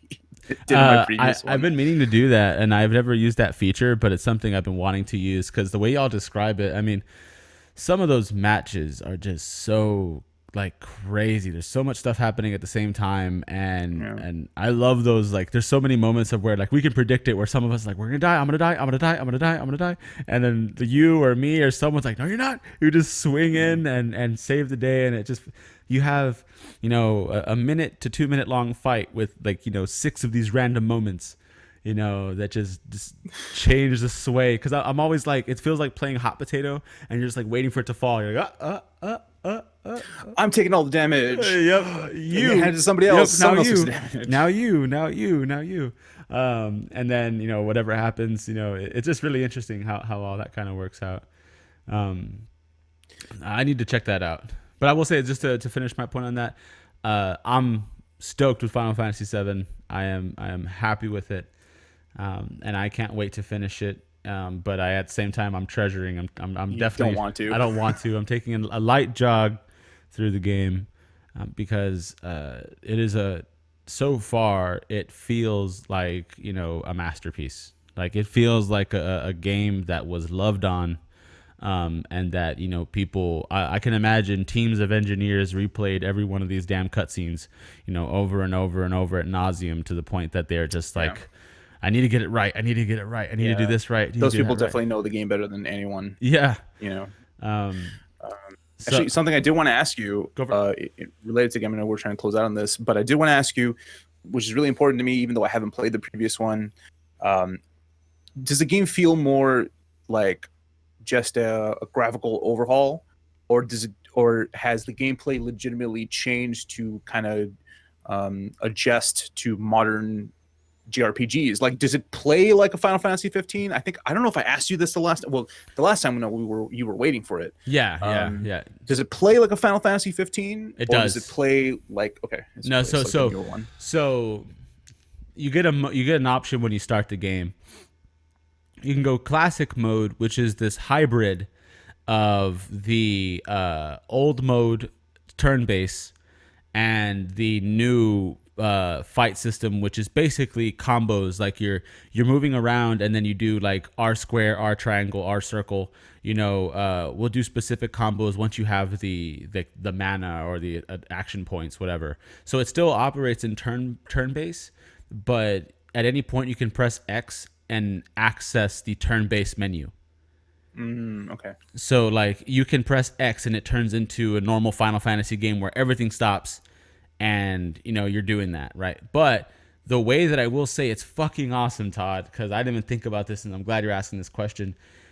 You can press left, or you can press any button on the D-pad, and it will automatically like move you to the character that you're pointing at, right? So I'm fighting as Cloud. I can seamlessly switch to Tifa or Barrett. And so I can go to Cloud, and I can put him on tank mode, which means that he doesn't move around much. He just like hits really hard, short distance. And I can set him to do like a barrage of attacks. And right when I give him that command, I can jump over to Barrett, give him a command, jump over to Tifa, and then play as Tifa while Barrett and Cloud are issuing the commands that I did. Like, right. So I can just like, you know, set command, play as Tifa. Play as Tifa until everything's calming down, and then switch back. So it's really seamless in how the classic mode is. I played the other mode, the new mode. The new mode is Final Fantasy 15 to me. Like, the classic mode is the way that I recommend playing it, because I feel like it gives you the best of both worlds. You can use their fast system, which in Final Fantasy 14 worked really great, but I felt like it was so seamless that you didn't really learn how to use it. You just found a pattern of hack and slash, and you just kept doing that. You never actually understood your character's abilities. Whereas with the classic mode, you actually can stop. You have time. You have time to look at every option you have, which is pretty cool. Like, I really like the fight schema. It's really good. And they've also built the world to be very simple too. Like, there's only one action button. So like, even though it looks so great, it kind of has that God of War feel, where there's one button that does everything. Like, everything in the world can be done by triangle. Right. Yeah. Yeah. So it is simplified in certain ways, but then when it goes to battle mode, like it's fun. Like not only that, but the summons are different too. The summons aren't these galactic things that pop up and just like decimate and leave. They're like people that fight next to you, right? And as you're fighting, they're gaining the points to do their big move too. Ooh, that's cool. Yeah, so like that's completely different from its original. Completely different, because the way it was before is you were in like a no shit position, and the stagger would mean that the summon would turn on, and you'd have a chance to use the summon, but you could use the summon only once per match, twice per match, and it was like a ridiculous amount of damage, but it was like a one hit wonder, and if you didn't beat the guy with that one hit, if you didn't do the work in between the summon, then it wasn't going to save you. You were going to die anyways. Whereas here, it's like you summon something to fight alongside with you for a limited time, and you have to understand how to work it and its abilities as well. So it's because each summon's going to be different. The only summon, it's always the first summon you get, or not always, but mostly Ifrit, or Ifrit, depending how you want to pronounce it. But this the fire one. Yeah. Gotcha. So it seems like they did a pretty good job at kind of satisfying two different audiences: the people that grew up with it and played it and kind of expect certain things, and people that maybe heard about their brothers and sisters playing it. Yeah. Maybe just played 15 and said, I'll play it if it's like 15 because I like 15. Yeah. And it seems like they're just going to be able to do that seamlessly, like you said. And that's pretty great. That seems like they definitely understand their market, how to satisfy and kind of almost like a middle ground, because it is very difficult to satisfy two different audiences. That was the thing they set out for 14. They said that they wanted that Final Fantasy to be for like old fans and newcomers. And I think that they tried to play it very safe in that one. Again, like that story, like that one, but I think they played it maybe too safe. And here, I think they learned what they had to from that one. You can totally tell. I think my idea was right, that they learned from Final Fantasy 14 or Final Fantasy 15, and then they took it into this, right? Like they understand what problems they had. When I keep mentioning 14, I'm talking about 15. I always confuse them because I feel like A Realm Reborn counts as a different game in my head, even though it's the same thing, just redone. So I guess what's been really interesting to me the last 2 years now is seeing these kind of legacy titles. We got Resident Evil 2 that got a release that I guess people were kind of maybe skeptical about, how well it was going to turn out, and then turned out pretty great. I played a little bit of it. Resident Evil 3 came out recently. Obviously, I've heard kind of mixed things. I played the multiplayer, did not like the multiplayer, but I think that they put that in there to be as a filler, because you can finish Resident Evil 3 pretty quickly. But then again, if I realize it correctly, you can also finish the original pretty quickly anyways, right? I don't think it was a rather long game. I could be wrong because I didn't play a whole ton of it. But what I'm curious about is, like, with all of these huge budget remasters, just remasters, like, I wonder when are we going to continue getting more of these from these companies? Obviously, we're going to see more of that from Square Enix. But I'm curious about what do you think? What do you think is this going to come? Is this going to be just? How is this going to turn out? Do you think these companies are just going to keep remaking these for every other generation, or I would kind of hope it would just lead to just them being able to experiment for newer stuff, newer games in those existing franchises or new IPs. Because, like, I'm hearing rumors now about a Resident Evil 4 being done, and Resident Evil 4 is by a lot of people considered one of the best in the series, like the turning point for the series, when it really got this huge mainstream pop. But I'm thinking that game wasn't that long ago, and I'm not trying to be the guy that says, "Oh, we don't need another remake of that." I'll play a remake of that, but is it so necessary? Like, I know it's a money thing. It's totally a money thing. Yeah, but then it's like, I kind of want a Resident Evil 8. Like, I know that's going to happen at some point, but I would love to have that sooner, because it's something new, and I know it's going to. I think they've already talked about it returning in first person. Yeah, which is why I loved 7 so much. So I prefer that. I prefer that perspective. I'm real torn. What do you think about that? I'm real torn because actually, kind of odd enough. My friend, when Ryan was here dropping off the venison and everything, I had this surround system, and I was like, oh, let's just put on something for fun, while we're bullshitting. And I saw him and I both saw they had remade the first Pokemon movie or the second Pokemon movie on Okay. Netflix. They remade Mewtwo Strikes Back, and it's Oh. like all new CGI, like and Mm. small new additions here and there, but ultimately it's the same old story. And we were watching it, and I kind of had the same thought. I was like, do we really need to remake everything for the next generation?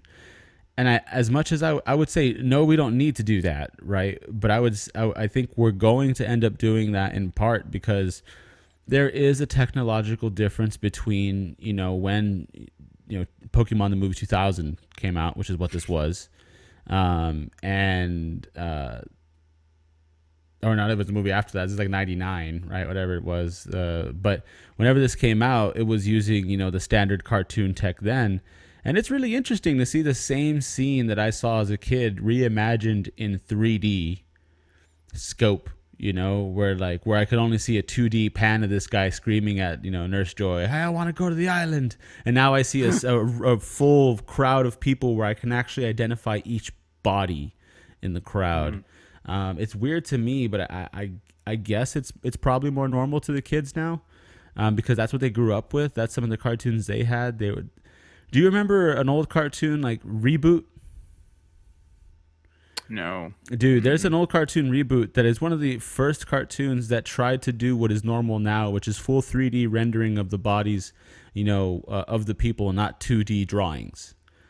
And I'll show you pictures of that. And it's like a real big trip, and I think it's going to continue happening as long as tech keeps getting better, um, because that's really what's happening here. Is that I guess a lot of the kids or people just feel like it's a chore to go back to the old format.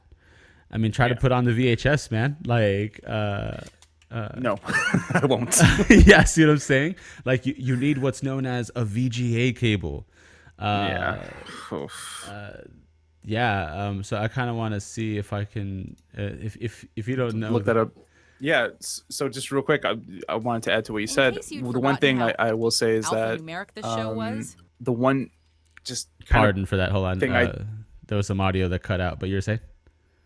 oh yeah, the one thing I do think is great about these remakes is in a way it is game preservation, which I think I might have mentioned it to you before, but there's organizations now and there are people that are whose sole focus is to make sure that these creative properties that some publishers seem to just kind of throw away, like if they file for Chapter 11, which does happen quite a bit or did happen quite a bit, and a lot of those IPs just kind of just lay there. They just kind of whoa, okay, this is nightmare fuel.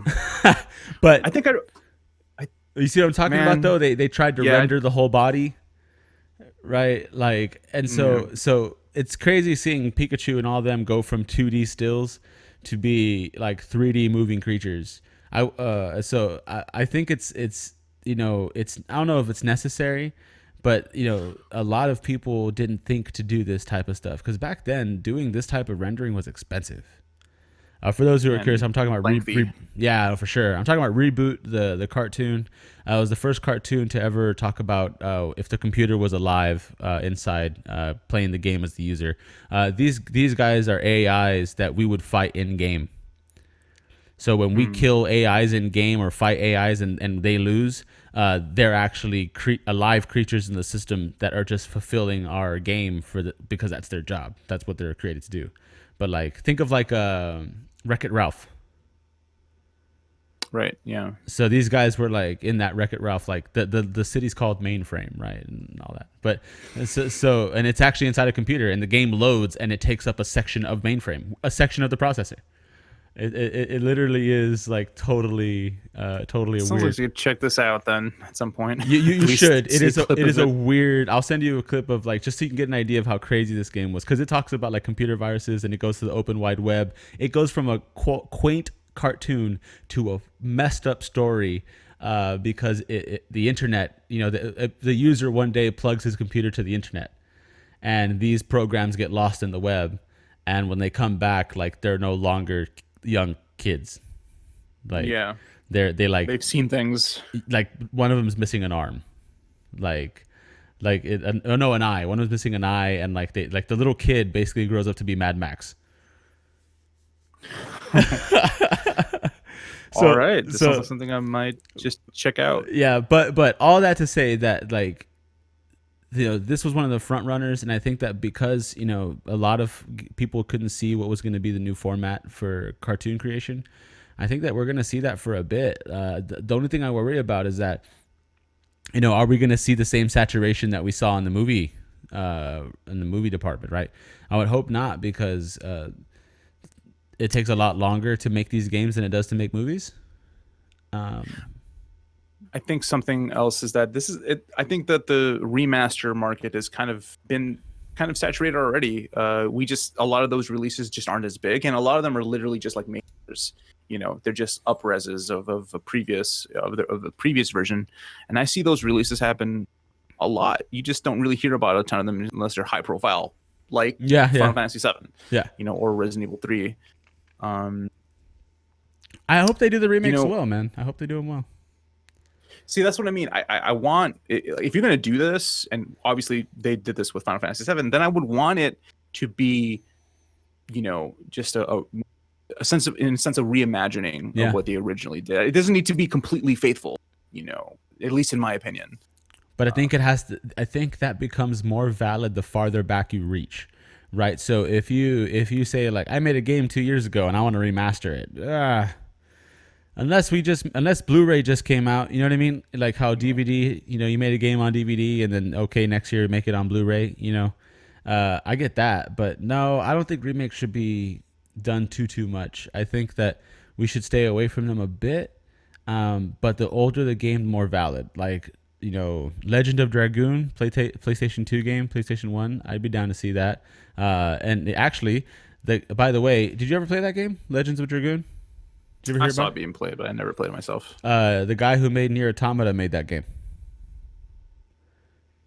Oh, okay. So same guy. Same guy. Yeah. Like crazy. Like if I were to see old games like that be remade, then I'm down. That would be incredible. No, exactly. Like just that type of stuff. But new games, I'm back and forth. It's really hard to say what should and should not be remade. Because last gen stuff is just kind of like, that's from like 50-50. Like, yeah, think about that. If it was like on, 2-3 years ago, like I said, it depends on how good the product was and how much of a reason there is to do it. The problem is that the market, like the people in charge of it, the producers, everyone's going to want to create jobs, and doing these remakes can do that. Absolutely. So I understand why some people would be. It's a very tempting idea to dip right into remakes.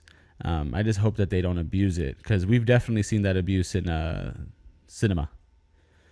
And so quite a bit. I just don't want to see that, right? I would hope that the natural barrier would be that it takes a lot longer to make a damn game. But still, I'd be kind of concerned.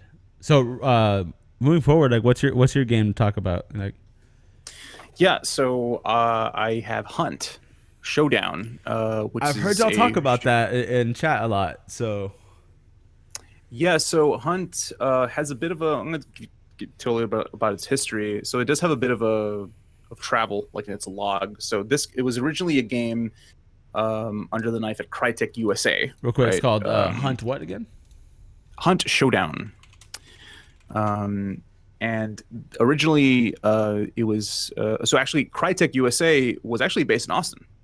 And it was a studio led by a former Vigil Games CEO who had been brought on to Crytek because of his success and his success of his team with the Darksiders franchise. I don't know if you ever played any of those Darksiders games. Yeah, I played a few. So originally, though, the game was not called Hunt Showdown. It was called Hunt Horrors of the Gilded Age, and it was kind of like just a 4-person co-op kind of game. There wasn't a whole lot of information on it, but unfortunately, the Crytek US studio got shut down, and that game just got pushed to Crytek, like home base, their main studio, and the game completely changed. It was previously 4-player co-op, and then it turned into a first person 2v2 3v3 kind of shooter, where it's like it takes place in 1890 or so. I think could be swampland, I don't know, Louisiana, something like that maybe.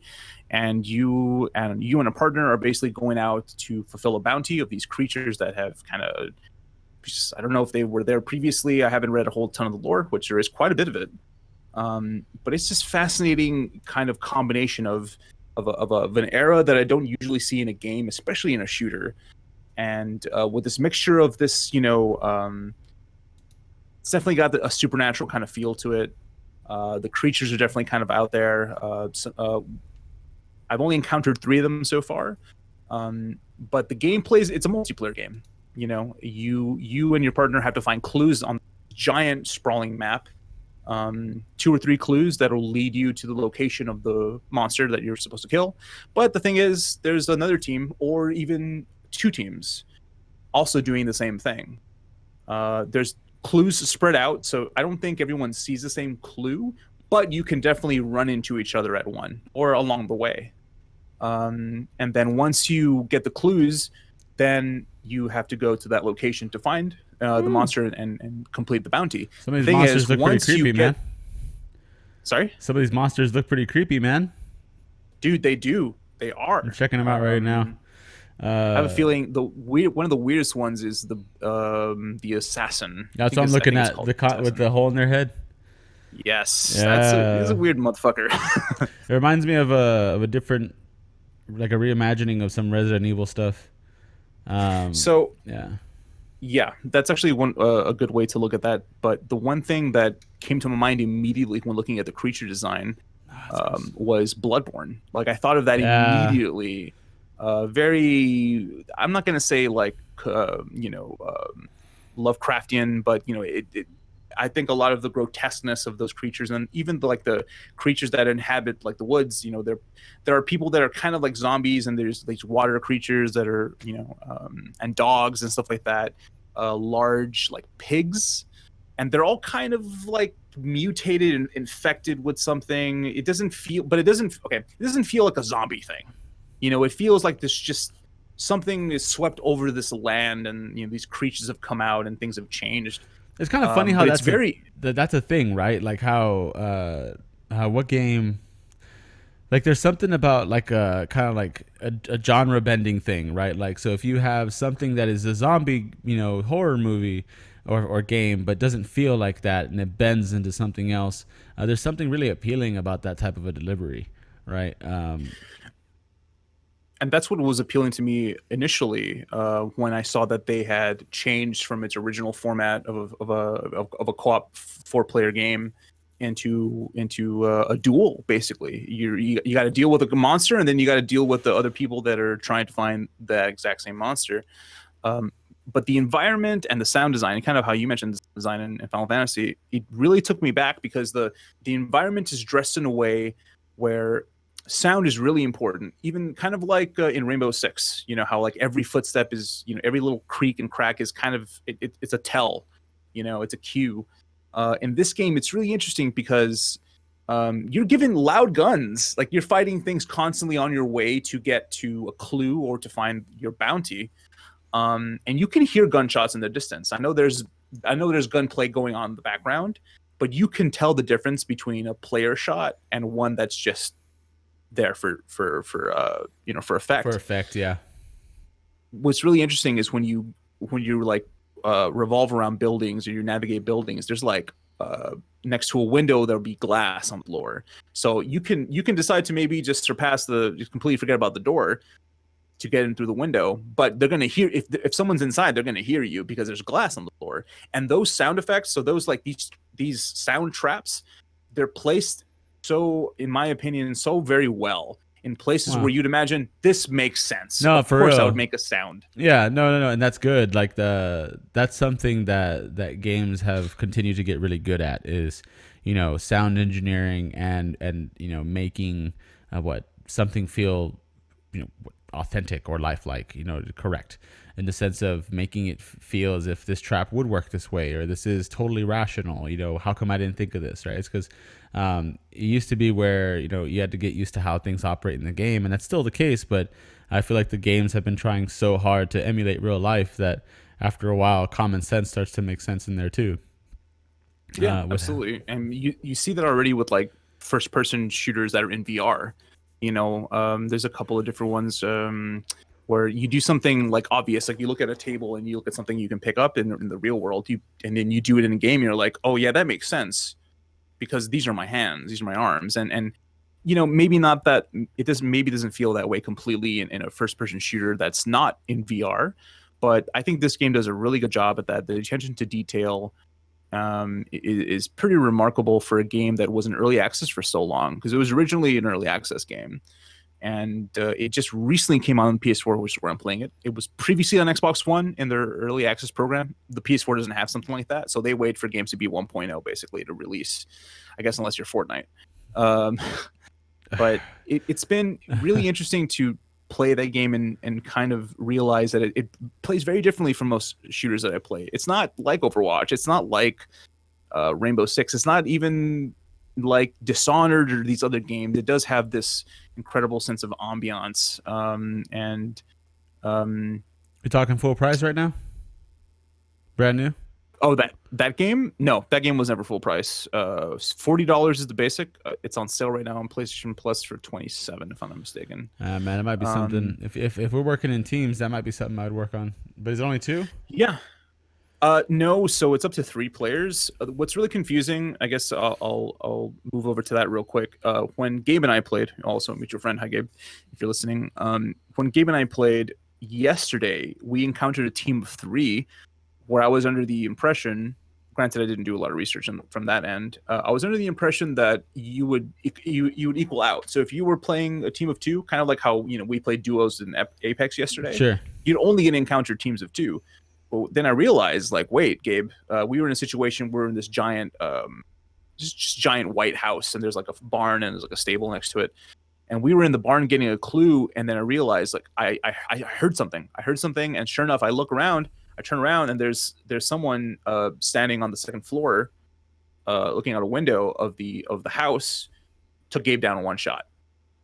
I'm like, holy shit! And then I realized there's someone else across from me. It's like, okay, that's his teammate. But then there was someone behind me. Oh like, man! Wait, they put us in a game against a team of 3. This is not ideal. I think they're doing something to change that. I think they're constantly trying to figure that out. But it was unexpected, and it was much more startling in that exact game than it was dealing with the creatures, because I didn't expect to find 3 people. Well, because in that context too, like, it's a danger factor, right? Especially if the environment is really well portrayed, you start to fear, another admin, another user.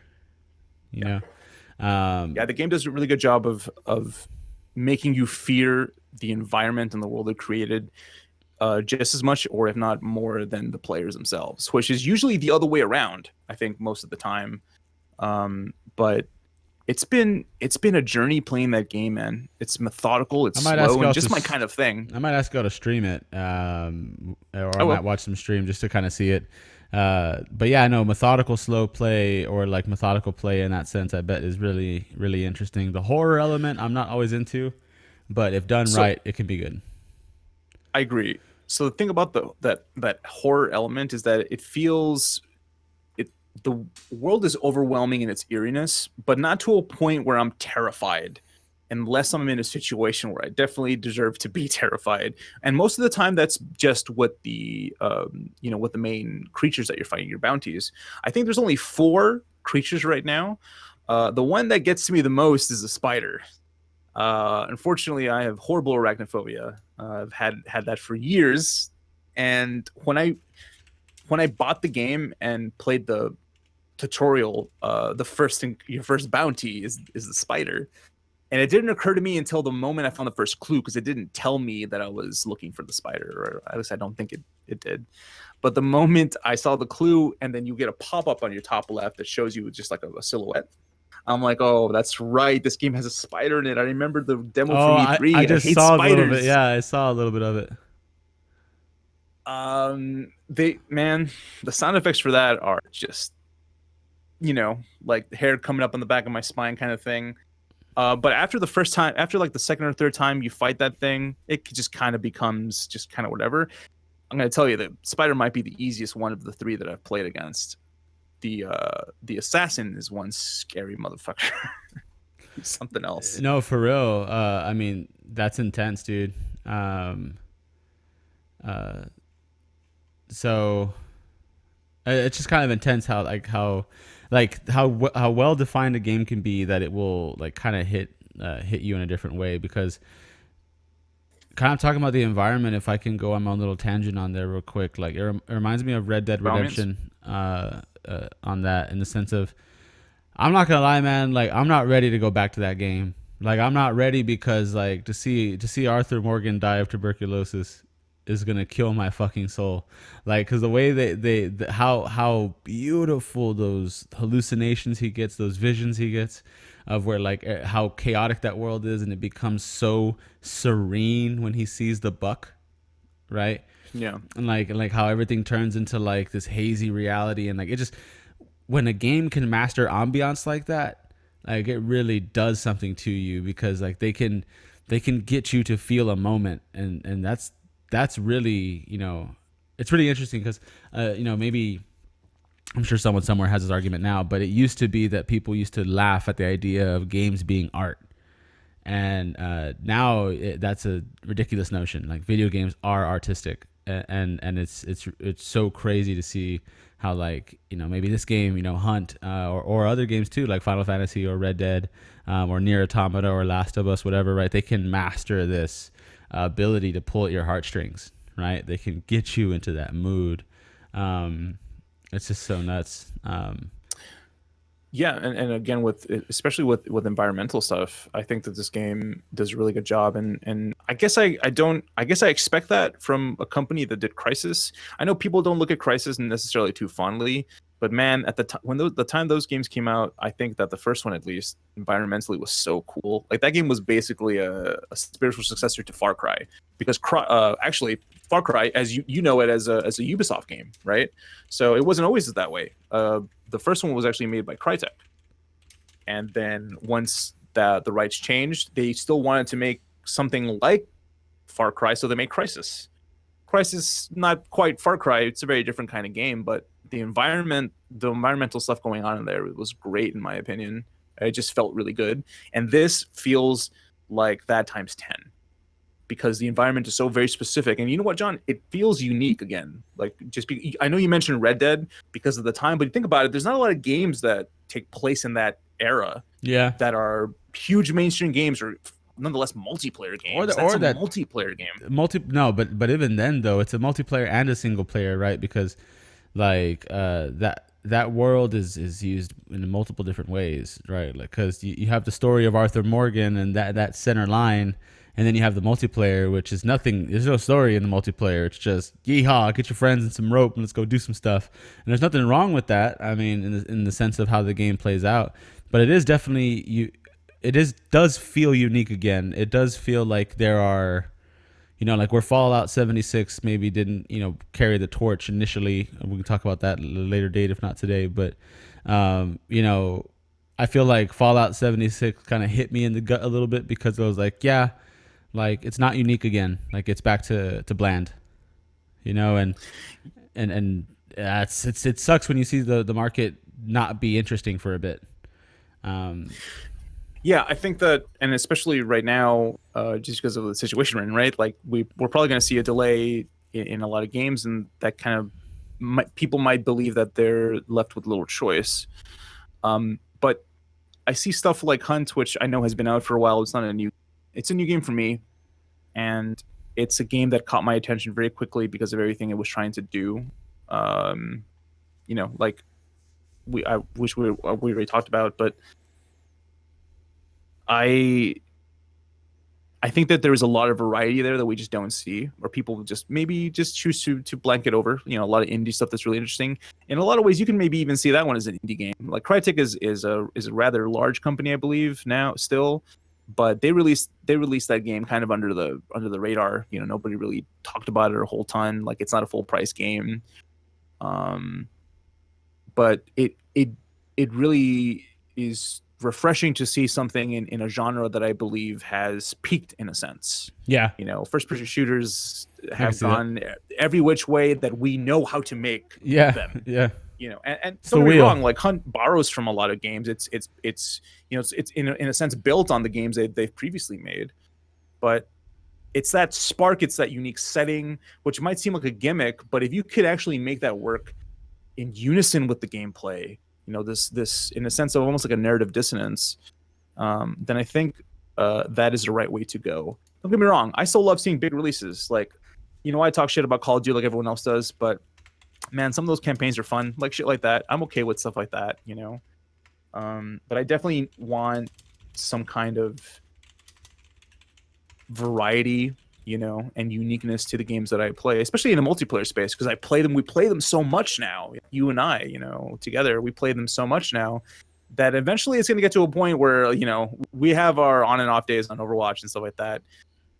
I'm always looking for something that can maybe bring us together, you know, in another realm or something, but that's In a also different way. interesting. Yeah, no, Interesting because we've our group has purchased multiple games over the years, and some we stick to, some we don't, right? yeah. So it's always interesting. That's also just another part of picking out what kind of game you want to play or what you're looking for. But when I saw Hunt, I thought like, oh man, there's a handful of people I can grab for this motherfucking game.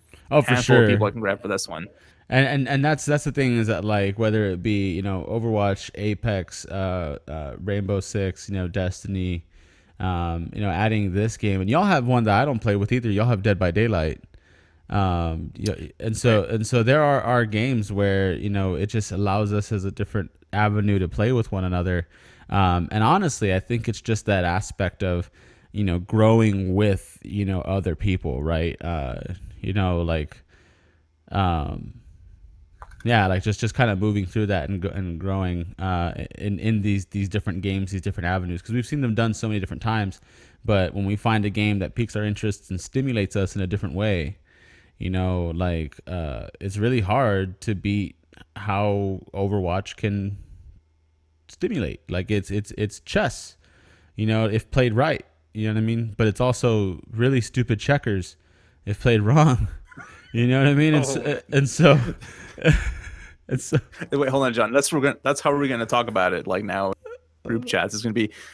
We're gonna talk about. Oh, our teammates are playing great chess, and then when we trash talk them and being very friendly, we say, these guys are all checkers. yeah, seriously, All dude. It's checkers. all checkers in here, dude. It's all checkers. And there's nothing wrong with that because we're all just trying to have fun with the game. But it's just really interesting to see how these games stimulate us differently. So real quick, I do want to say we are coming up on like an hour and 54 minutes. That flew by. Yeah. So I'm down to continue talking, and if we go forward, it's fine. I'm just letting you know. Do you want me to switch into what I was going to talk about Minecraft, or do you want to like move Yeah, on from sure. this? Please, by all means, if anything, I'll definitely stream Hunt for you so you can check that out. Yeah, please But do. Well, you know what? Gibbon and I definitely had a blast. So. I've heard y'all, and I've played other things. I like staying in the chat when people are playing, and so I'm definitely down to try it out. So all I was gonna say on about Minecraft is that's something that game is in the background. I play that game a lot. It's like Legos for adults, and it's been really interesting. Made a small server with Israel, Danny, his friend Capello, my friend Ryan, myself, and Gabe's on there too. Whenever he has access, he doesn't really get on. But it's been really fun playing with people, and I just can't wait to find. I've yet to find people who are as consistent on Minecraft. You know what I mean? Nothing wrong with the guys we're playing with now. It's really awesome. But it's just something interesting about how like Ryan and I, we're bored. We put everything aside and we pick up Minecraft and build something. Like it was really it's something that I can't believe. We played this game. Started playing this game in 2014. I cannot believe I'm still playing Minecraft. You know what I mean? And that's why I wanted to like throw that in there. Like I cannot believe how I'm still playing this game, how I'm still able to somehow maintain an interest in this, and how I'm just starting to make crazy builds, dude. I've started to hack the game system to get the resources that I need, to where I'm using the game's mechanics against itself to give me the things I want, and it's just so fun. I have villagers suspended over an ocean, with all of them sitting on half slabs so that none of the computer can't compute them on an actual block. They're to the computer, they're floating in midair. So there's no piece of ground in the sky. It's all half a slab up, right? And so with that, every time all the villagers get together, a single iron golem spawns and falls into a pit, and I get the iron from that golem. And because that golem never lands on a piece of ground, the computer never registers that it spawned, really. And so guess what keeps happening? A continuous stream of spawning golems. Like I love how you can hack that damn game, and it's so fun. Just like infinite creativity, man. Like that's really for me the easiest way to express it to somebody. Yeah, if you want to build a house, do it. If you want to try and build your dream house, you can. If you want to try, like if you want to build a 1-to-1 scale, like it'd be huge, but you can do it. Like What I think has always been great about it is the fact that you can just constantly be a blank slate, where a Yeah. lot of obviously linear games cannot be. Yeah. Um, It's a totally I different thing. I actually played it very recently on PlayStation though, with another mutual friend of ours, Josh, who picked it up randomly one night. I think he was just looking for an excuse to buy something on the store, and then he was like, "Oh, I'm gonna pick up Minecraft. You want to play with me?" I was like, "She's like, do you have Minecraft?" And I'm like, "I mean, I think I bought it like." Yeah, I'm pretty sure I even bought it the day it came out and didn't even play it. Like it was just something that it's something that I think is totally valid to have in a library. Yeah. Like regardless of what console you have, because it's something you can pull out and just play in Whenever you want. Yeah. Yeah, create in, I should say. But I played it recently on the PS4, and it was maybe like an hour or two. But it was like, you know what? I also like can't believe that I played this game on and off. Definitely nowhere near as much as you at all. Very casually. Sure. But like I played it on. It's continued to stay relevant, obviously in the greater scheme of things. But it's incredible that it's continued to stay relevant in my life, where it's just kind of on and off. Yeah. You know. It's just that's what I'm saying. It's one of those weird games that just continues to pop its head up. That's why I don't have anything crazy to say. I might end up recording clips of what I build and put that up, just because it's been a part of me for a good while now. But at the same time, there's not so much anything new about it. It's just somehow continues to be fun. And it's just because my friends and I have endless random creative desires, and we'll just build random stuff. And it's so cool. And that's awesome, man. It's just like you said, it just allows your group of friends who maybe play other games, or we obviously play other games, but it does allow you to also open up and talk to each other differently. Maybe if you're so used to talking to each other a certain way for an hour or two, getting really salty in Overwatch, and then you switch to something else, it livens the conversation a little bit. Oh, hell yeah. There's a reason why we play Mystery Heroes, right? Oh gosh, that's the palate cleanse. That is, dude. That is the palate cleanser. So with that, I'd like to move into On the Holster. So, how do you feel about Overwatch, man? This has been a fun week, because we have all the echoes. Echo has been released. I've played with some good echoes, but they're far few right now. I have bullied my fair share of echoes off the character too. I think just like with any hero that's released, John, and everyone else, it's the kind of thing where you're gonna very quickly understand. I think 2 or 3 weeks or a month are gonna weed out the people who just maybe can't hack it. It's not nothing against you. I can't play every fucking character on that roster. But some people, obviously, at the beginning, it's rough, man. Like with every character we see, it's just like, okay, now we know that this Moira or this Ana or this Orisa or this Brigitte are just gonna they're not gonna do very well because they don't know what they're doing. And at the same time, I understand it's the first week. You got to understand how to play the character. You're going to make mistakes. You got to But have those matches where where it's trash, like, because yeah. that's how you're gonna learn. And so that's why I'm trying not to be too rough on them. Mhm. But at the same time, like, there's a difference between, oh, you do really well and you mess up here or there, and yo, you're dying every 10 Yeah. You seconds, don't know what you're 15 doing. seconds. Get off the Yeah, character, yeah, like, please. please stop. And that's where I have gotten, like, frustrated. I'm like, yo, like, I have gold kills. I am a tank. Like, I should not be getting gold kills. Like, you should have it. Like, DPS should decimate the board. Like, that's the way I tend to see it. And don't get me wrong, like, I should be silver maybe, or bronze, but my DPS should be destroying.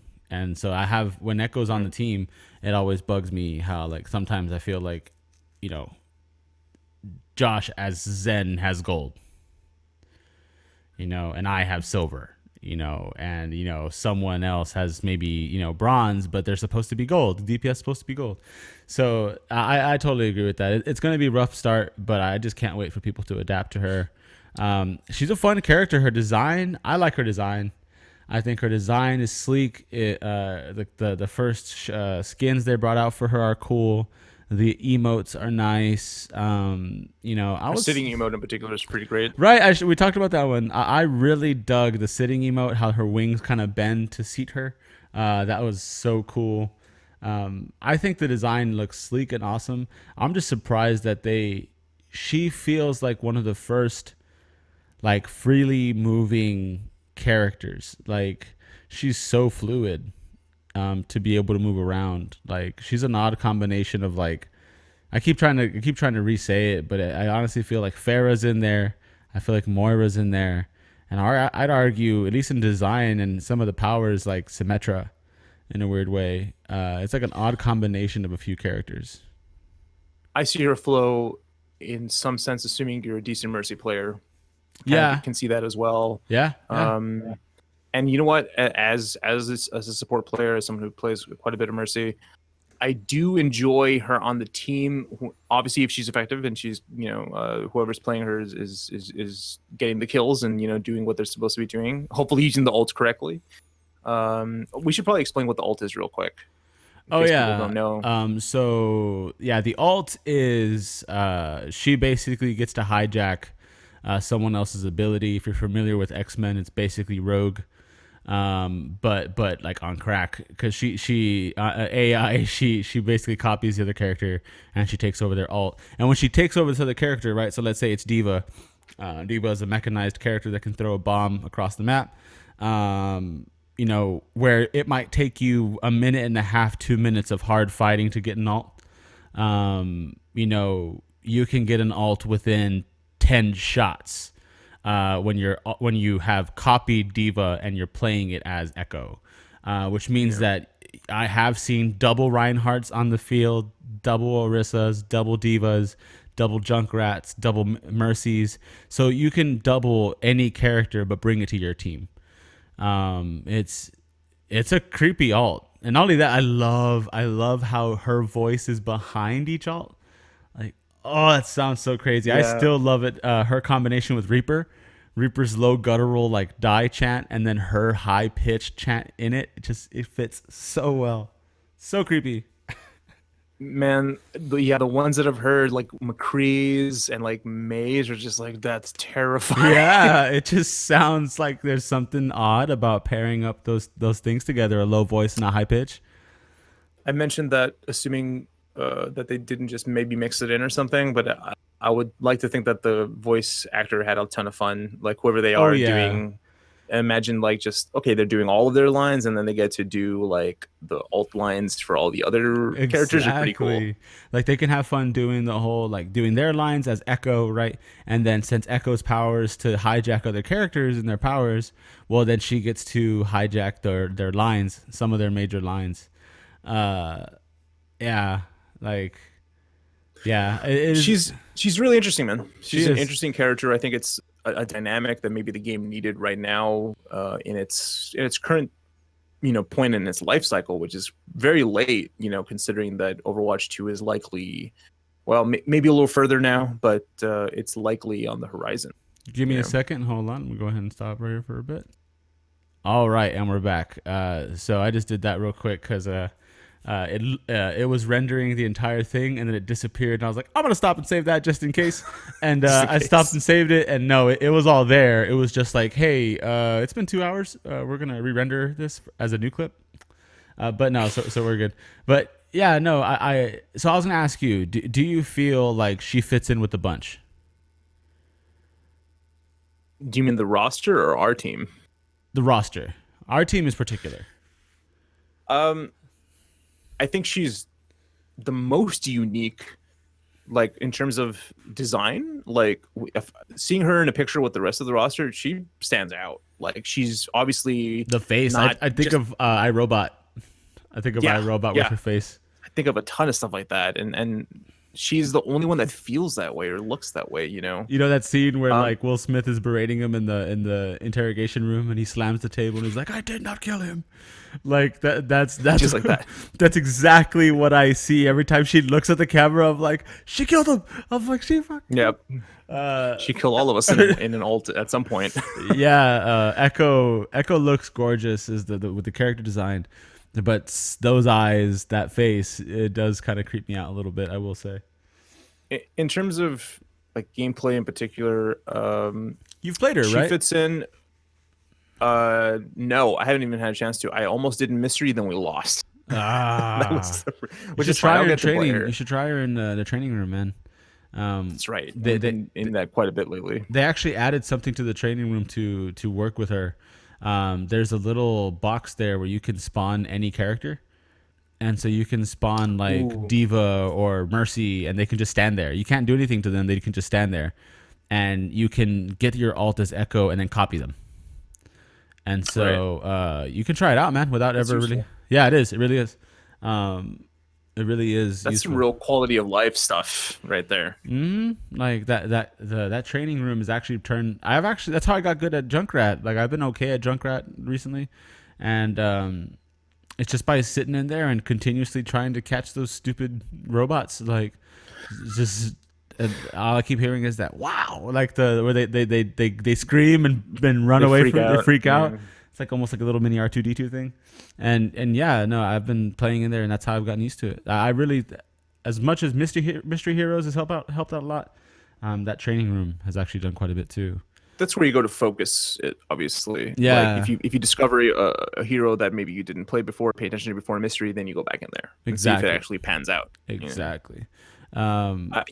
Echo is, right now the only problem I really have, aside from people not playing her well, which is again understandable to an extent, is the fact that she's in competitive play, and week one, release week, and that's something that, unless I missed something in a patch note somewhere or Jeff Kaplan talking about it, um, yeah, they usually kind of don't they don't allow them into the hero pool like Oh, the for first week comp, that they're out. yeah, for comp. Yeah. So that's been really interesting. And then I realized that the bans this week, or the pool, I should say, was McCree and Widow for competitive, I believe. So the characters that were most likely to take her out really well because she flies, were not there. So I'm wondering if that was Like their attempt at levity, their attempt to make it easy.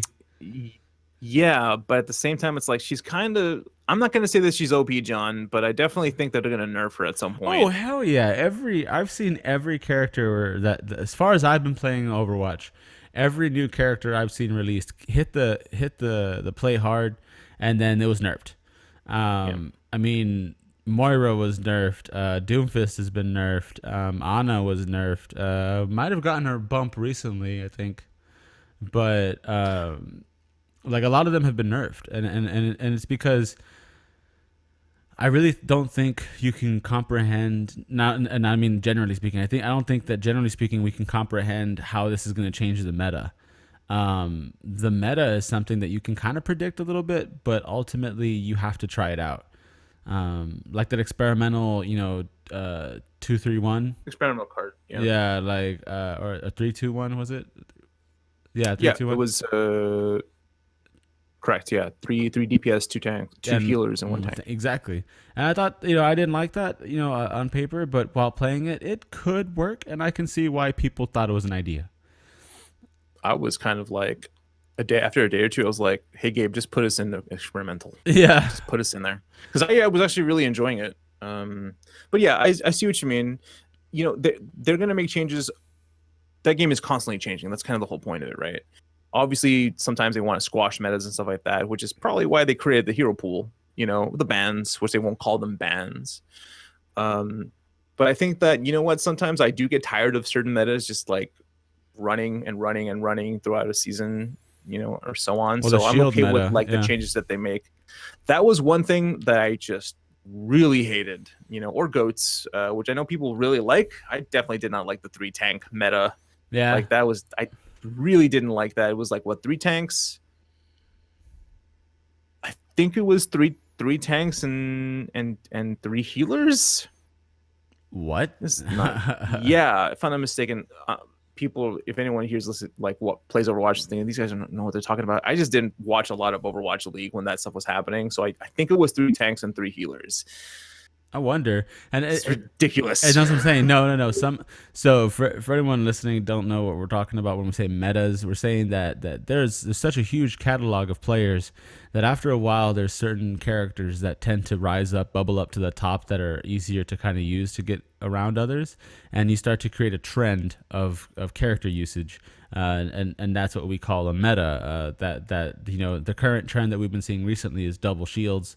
Where you have 2 characters that have primary shields, and thus the entire time you're just trying to destroy the shields so that your DPS can go to work, your damage can get across the shield and actually do some work. That's something that's been really, really hard to get around. But I personally think that she fits in. I'm digging her addition to this stuff. I'm more worried. Honestly, I think people are getting tired of her. I will say, because I think that people realize that they're not good enough to play her. Because as much as she's OP, I agree with you. She is weak with regards to armor. So if you get anybody, like you said, a Widow, a McCree, if you get an Ashe, if you get, even a Orisa, if I'm aiming in the sky right, like she can go down. Like she can be destroyed. But if she finds the right place in between the tanks and the healers, and if she bumps in and out, like kind of like almost like a Winston, Diva and Winston, yeah, then she could do some damn good damage. She's been across the map. She shot that stupid wannabe Iron Man laser across the entire map, and because if it's under half health, it hurts you more. Like that's the OP part, dude. Like. But I see so many people use the laser first, and it screws them over. Mm-hmm. I have no idea why. They don't read. No, they definitely don't. I think we'll probably see the fastest decline in people playing her, playing this character. Versus others. Previously, I think the last time it might have been Ana or Moira. I definitely saw people fall off Moira really quickly. Like I didn't even get a chance to play her the 2 days that she was out. Just insta-locks. You know what? It's okay. I'll let you guys have your fun. Yeah. And eventually you're gonna realize that maybe it's not for you. This character's not for you. Yeah. And then I will come back in. That's usually how I do it with releases, or even operators on Rainbow Six. Yeah. They kind of release very differently, but you get 2 most of the time. And sometimes I just let people have their fun. Well, Knock took forever. Knock took forever to get. Or what's her name? The one that looks like the Loch Ness monster. Loch Ness, the creature from the Green Lagoon. The one that has the mask. Her name is Knock, isn't it? Oh yeah, yes. I'm sorry, I'm blanking out. Yeah, Knock. Yeah. So I played her all the time. When she came out. So anytime. I think Gabe and I were the only ones that had season passes for that one. So I'm like, okay, Gabe, we're gonna take turns. Yeah, we're gonna take turns. Exactly. No, I understand. All right, so I'm good on Overwatch if you are. We can talk to the cows come home. The one thing I do want to add is that I would like to do what we had talked about, is maybe grab one of our matches from the night previous or the night before. I'll also give you a chance to try the replay feature. Yeah, I'd be down. And I would love to I would love to look at a game, maybe not analyze it in a way people are used to, but more like, maybe a little bit of both, You mean like analytical what, and emotional. like football plays too? Because I was thinking about like going play by play, like maybe take a scene or two from the game and try and talk about it. Because if you've made it this far in the podcast, one, what are you doing with your life? And hello, I'm happy we can fulfill this void. But Some kind of void. yeah. But playing around, of course. But sometimes people don't understand why these game moments are so passionate or strong, and it's because a lot goes into them, and there's a lot of like reaction timing that happens, and there's so many meaningful parts in such a small limited time period. And it can be really hard to explain to people. That's why I really love like I know we've had a couple matches that were pretty contentious in the sense that like we were having a hard time figuring out the sync, of how to move forward, and it's cool because we do figure it out, but it's so awesome to be like, hey, I was doing this over here and this happened. What happened over here? And someone else is like, I got you. So I was following this guy and this guy walked over here and he caught crossfire from this other character. He died. That pushed me into your situation. Like, it's so interesting to go into like this play by play of what on the clock, what has to be 10, 15 seconds. But, to us feels like forever because it does. I swear I've lived like overtime, even like I've lived so much time between that clock ending, like between 0 seconds and that clock turning off is just ridiculous. Some of those overtime matches are literally you're in the fourth green down. Okay, you're in the fourth green down. There's no way to get back. It's going to be really difficult. Yep, and you just have to keep going and going and going, and sometimes it reminds me of Zap Brannigan from Futurama. We're just like, we're gonna get through it, but we're not without like mountains and mountains of bodies, right? And it's like yeah, straight up, like sometimes you just go in there to die to give you 3 more seconds to get the other guy to get there. You know what I mean? So you're just literally playing with time, like, and it's so messed up, right? Because I'll choose Hammond or something, and I'll just swirl around, spin around, and I'll just literally wait, like kill time for someone to come to us. I'm down. I'm definitely down to do a play-by-play. I don't know if we would do it in this podcast or maybe we'd make it another thing, because I think that it could be its own thing, because like I said, I feel like we could talk about Overwatch forever. We can. Which I don't mind. It's a game that just feels like chess sometimes, man. Like when stuff goes really well, it feels that good. Yeah, and then I can also tell when it goes really bad. It like ruins our day. The silence in the room, or the 1 or 2 voices that are going back and forth with each other, maybe. Yeah, it's usually 1 or 2 voices that like are just trying to get over the bitterness, like, or just frankly speaking, let's say if I'm not in the mood to play or someone's not doing well that night, someone might say it like, hey, I'm not really focusing right now, and we all kind of just like turn it off and we're like, okay, we're not playing to win, we're playing to play. And it's a different mood. No, it's not a bad mood. It's just a different mood. Yeah, that's what Mysteries is for, like we discussed in the exactly. past. Palette cleanse. All right. So music. Do you have anything for music? I kind of have a question for you on music. Ask me the question. I'm curious. And then I'll tell you what I have. Okay, cool. So, what song creeped you out as a kid? Right. Ooh, that's a whole. Okay, this is going to be a whole topic of its own. I know. And did it make you more or less adventurous? That's a great question, John. Because I have one in mind, and I can answer if you need time. But if you need, I need a little bit of time, but I already pinpointed it pretty quickly. So go ahead. Okay, so for mine was 2 bands that kind of did this to me. One was, of course, it's metal. One's Cradle of Filth, Mannequin, which music video is a creepy one, and then the song itself has like a weird digital intro that feels like a ghostly experience. But that band was all about theatrics as well. And then another one was a metal band called Cannibal Corpse. Now that might sound like a stupid band that you don't need to pay mind to, but that band was simple enough and good for like workouts and stuff. But the drawings that would accompany the album were so grotesque and so brutal that it just forced me to think about it, like to think about like that type of like mortality and like scared position of suffering and stuff like that. And like, but when I first heard Cradle of Filth and I heard Mannequin, I was scared, dude. Like I remember I was kind of like scared to listen to the song. I think I might have paused it. And I was just like, Yeah. I don't know if I can do this. You know what I mean? But I was like, no, like I can do this. Like there's no reason why I should be afraid of a song. And then I like press play.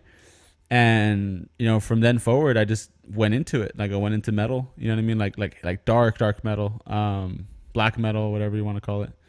And, yeah, when I was first creeped out by those songs, I just kind of leaned in, and it made me more adventurous, as in music.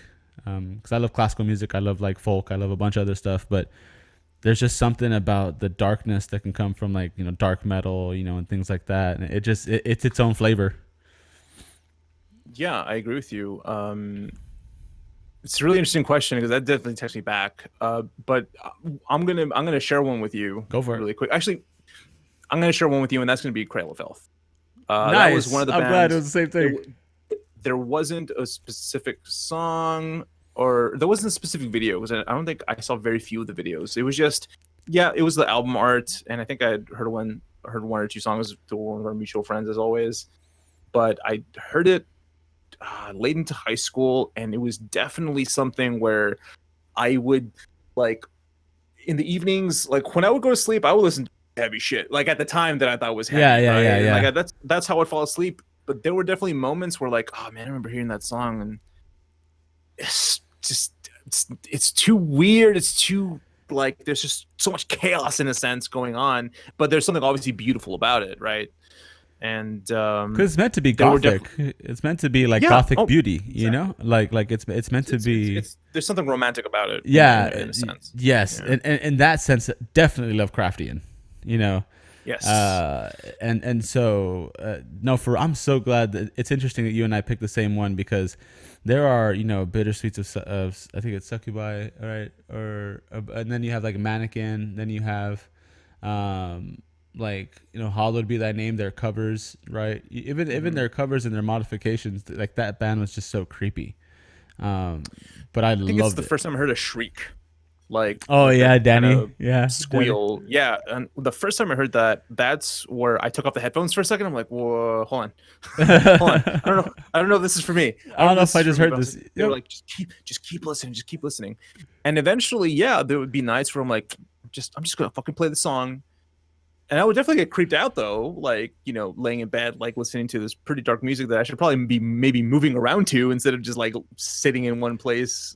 But it's Um, it's but so like orchestral and moody. Like it makes you pensive and like to sit down and think about it. Like it does. The other band that came to mind was, well, I guess maybe I'm gonna add two more, I guess. But it's gonna be Marilyn Manson. I think I Marilyn can Manson see might have been that. that for a lot of people, Yeah, but for me, yeah. it was Golden Age of Grotesque. Like I had never heard anything like that. Some of the songs in there were, definitely living up to the name of the album. But the first time I saw Marilyn Manson, I'm like, yeah, I'm never gonna listen to this guy's music. Like this is never gonna happen. But it was definitely very effective in bridging that more than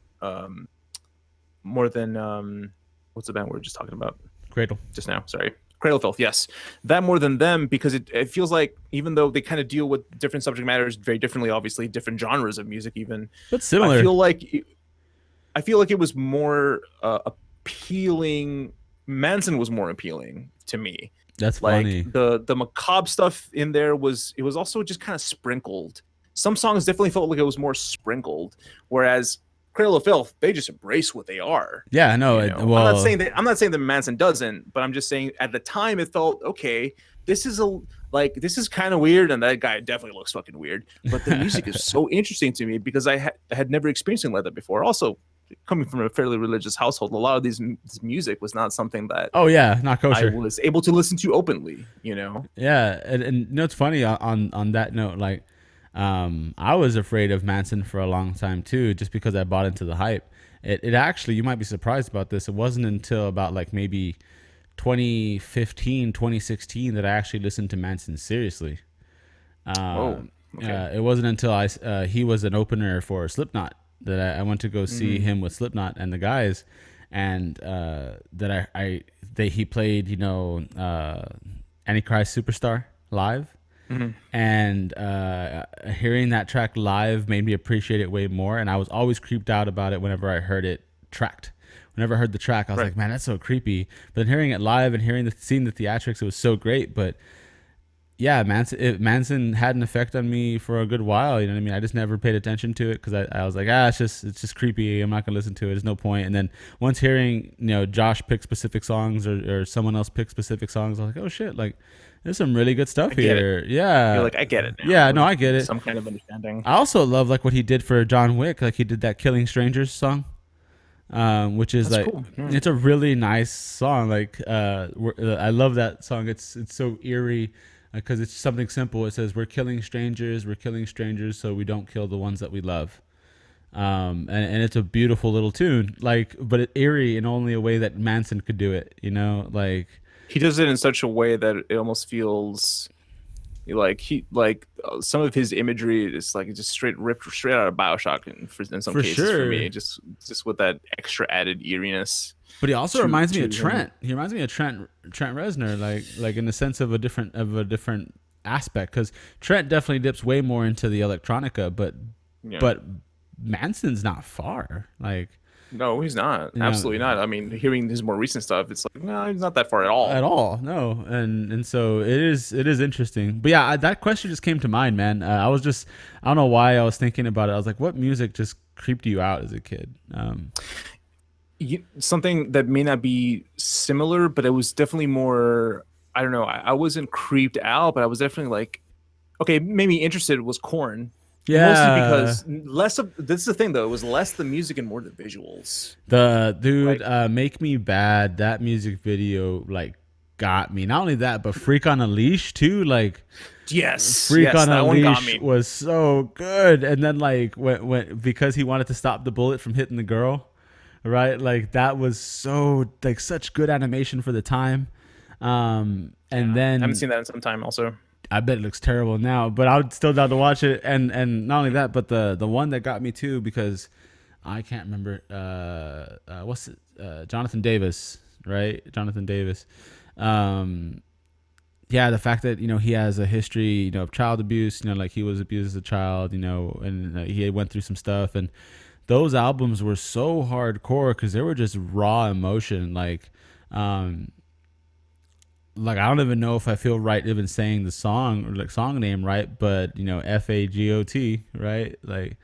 Like that song, like that named like that, right? Like where he like deals with the whole notion of like what he's being called and like the identity he's being given, and like, he kind of takes the identity and yells it back at him, and it's so like teenage angst or emotional angst, but it's so raw. Like it is like the "Make Me Bad" where it's fighting against the parent who's beating them, right? The whole song, the chorus is "beating me down," right? Beating me down. yeah, Like Corn has a special place in my heart because of he was one of the first, like in my opinion, therapeutic rock bands, because like it was dark, it was crazy, it was odd, but his meanderings had a point. It sounded like he was trying to work some shit out.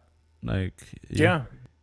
yeah, and they made some incredible music. At least I think some of it I haven't listened to Corn in ages, Some of man. their new But stuff I is all bet right. It was worthy. I bet I can go back and listen to some of their old stuff. I like to take a look in the mirror. Take a Look in the Mirror That's was really good. enjoyed that. Take a Look in the Mirror was damn good. You know Yeah, what? Something that bass line, modern man. that. Oh yeah, dude.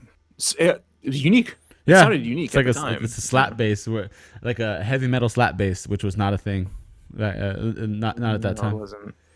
But yeah, no, Corn's Yeah. a good one. Did I cut you off? I thought you were gonna say something.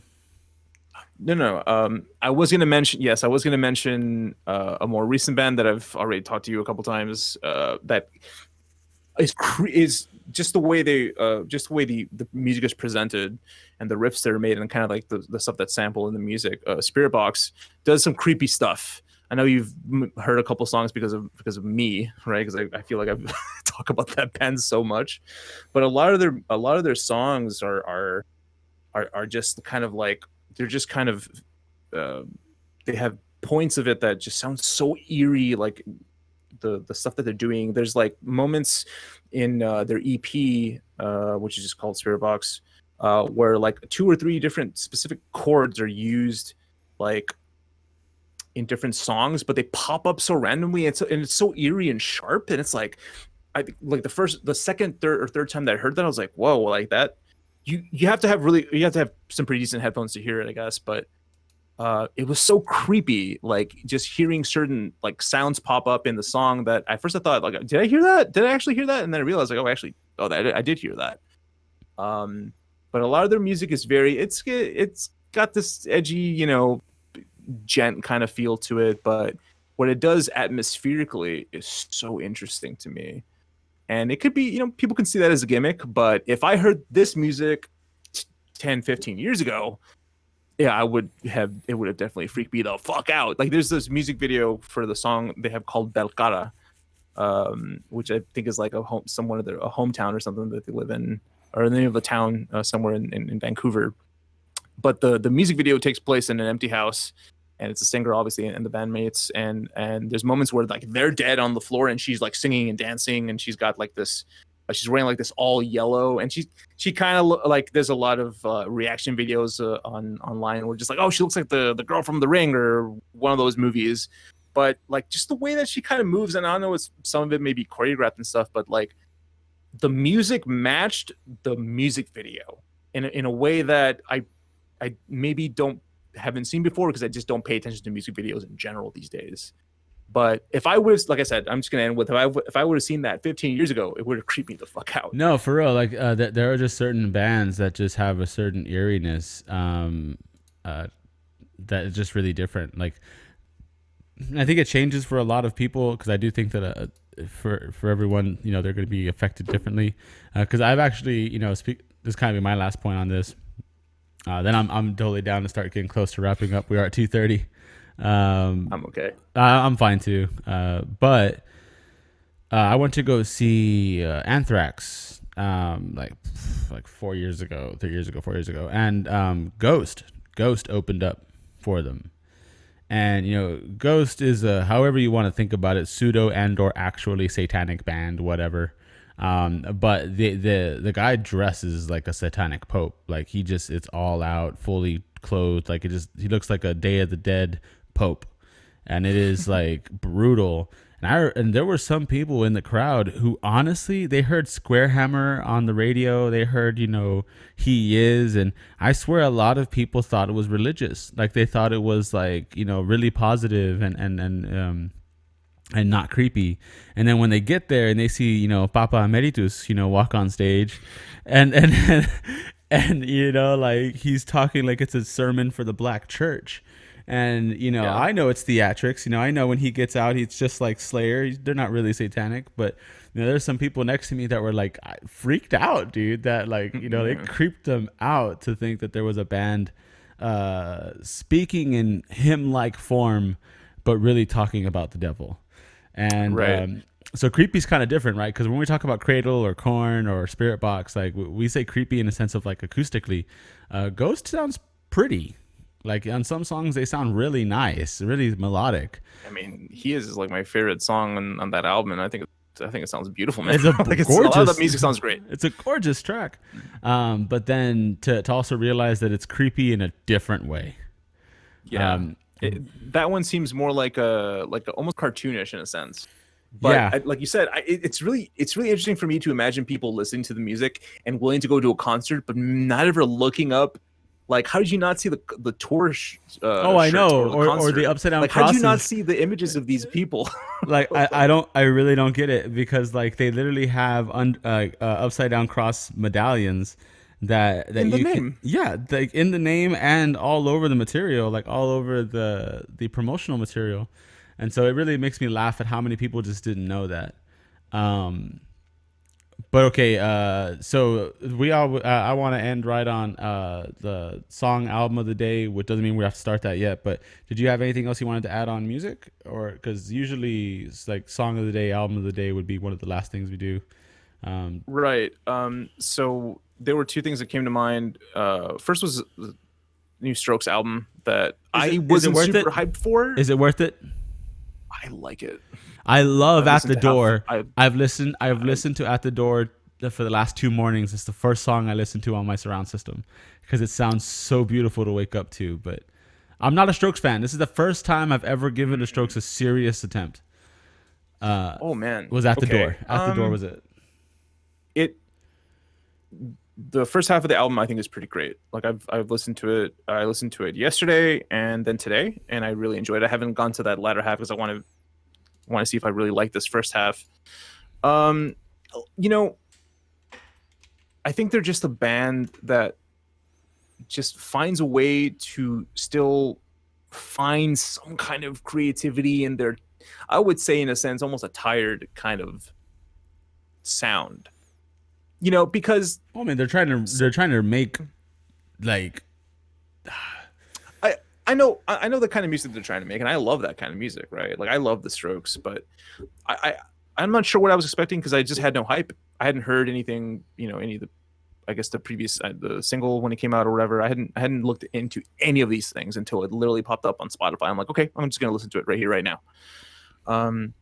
It's, if anything, what I love the most is hearing Julian Casablancas vocals. I'm usually more of an instrumental guy when it comes to this kind of stuff, but I love hearing that guy's voice, man. And you know what? Something that I posted on Instagram today was his solo album.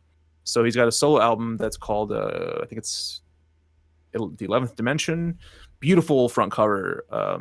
But I think nobody listened to that because like mutual friend Josh is super into the Strokes, and I keep telling him, dude, how did you not listen to the Julian Casablancas solo album? It is so good. And I listened to that as well today when I was painting, and I'm like, that's probably why I like the Strokes so much. I like it because of the lead. It all comes well together. it comes but I realized together.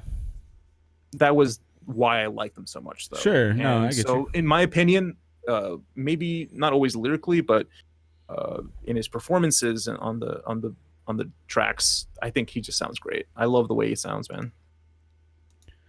Man, like I really wanna. I'm gonna give him or give them a good listen because that song At the Door has been kind of, it feels good, and I want to check out like the other songs, see if I can get into the Strokes. I've never been about them. Nothing against them. It's just never came to my ear.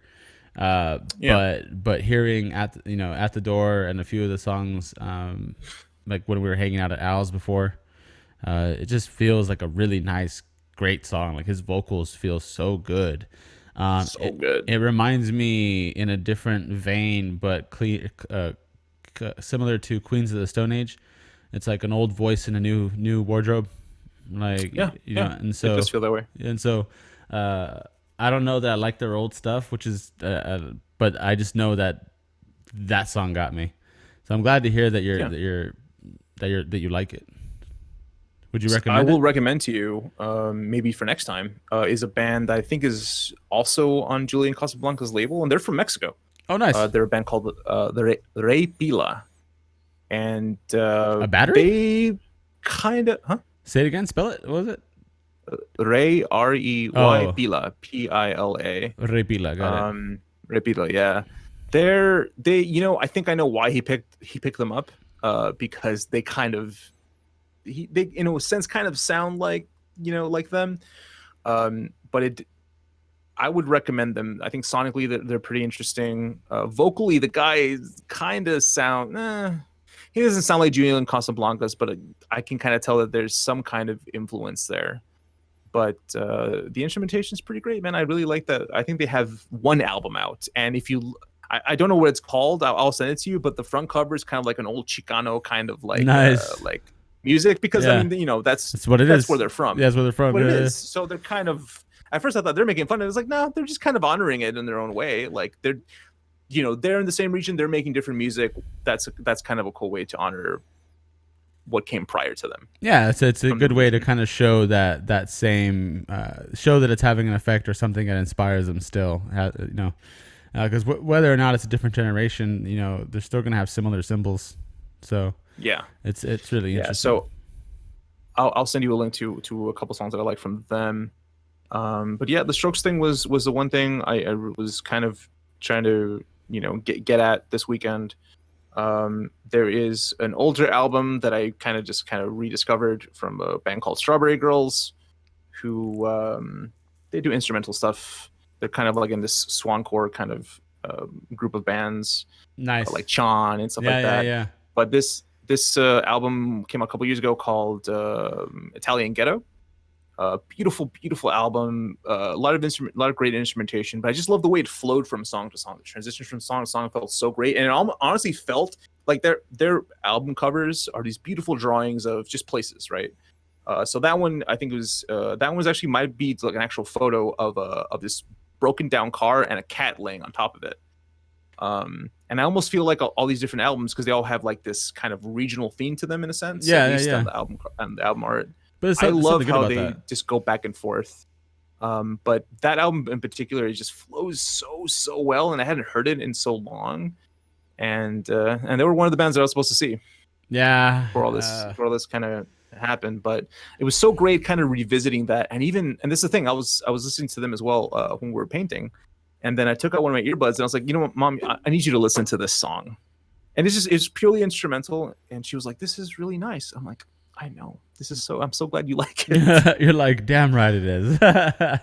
Yeah, but it has this real like dreamy kind of flow to it, and it's just something that I appreciated listening to again after a while. I get you though, because I actually had to do that with my mom. My mom didn't like screaming music before, and she never understood it. And I had to be like, "Hey, look, there's some emotions you can't get out. You know what I mean? And there's some things that are just nice to listen to." And I would show her stuff, and I'm like, "Look, like endure the screaming, just endure it, and like let me know what you think of the whole song." And she'd listen to it, and she'd be like, "I like it." She's like, "The screaming is like not my usual norm." She goes, "But I can see why it's there, especially when I hear this part." And I'm like, "See, exactly, right? Like if like it's one thing to maybe like to try and appreciate it, right? And that's why I like that you're like, yeah, mom, you gotta listen to this. I get you. There's some things you just gotta share.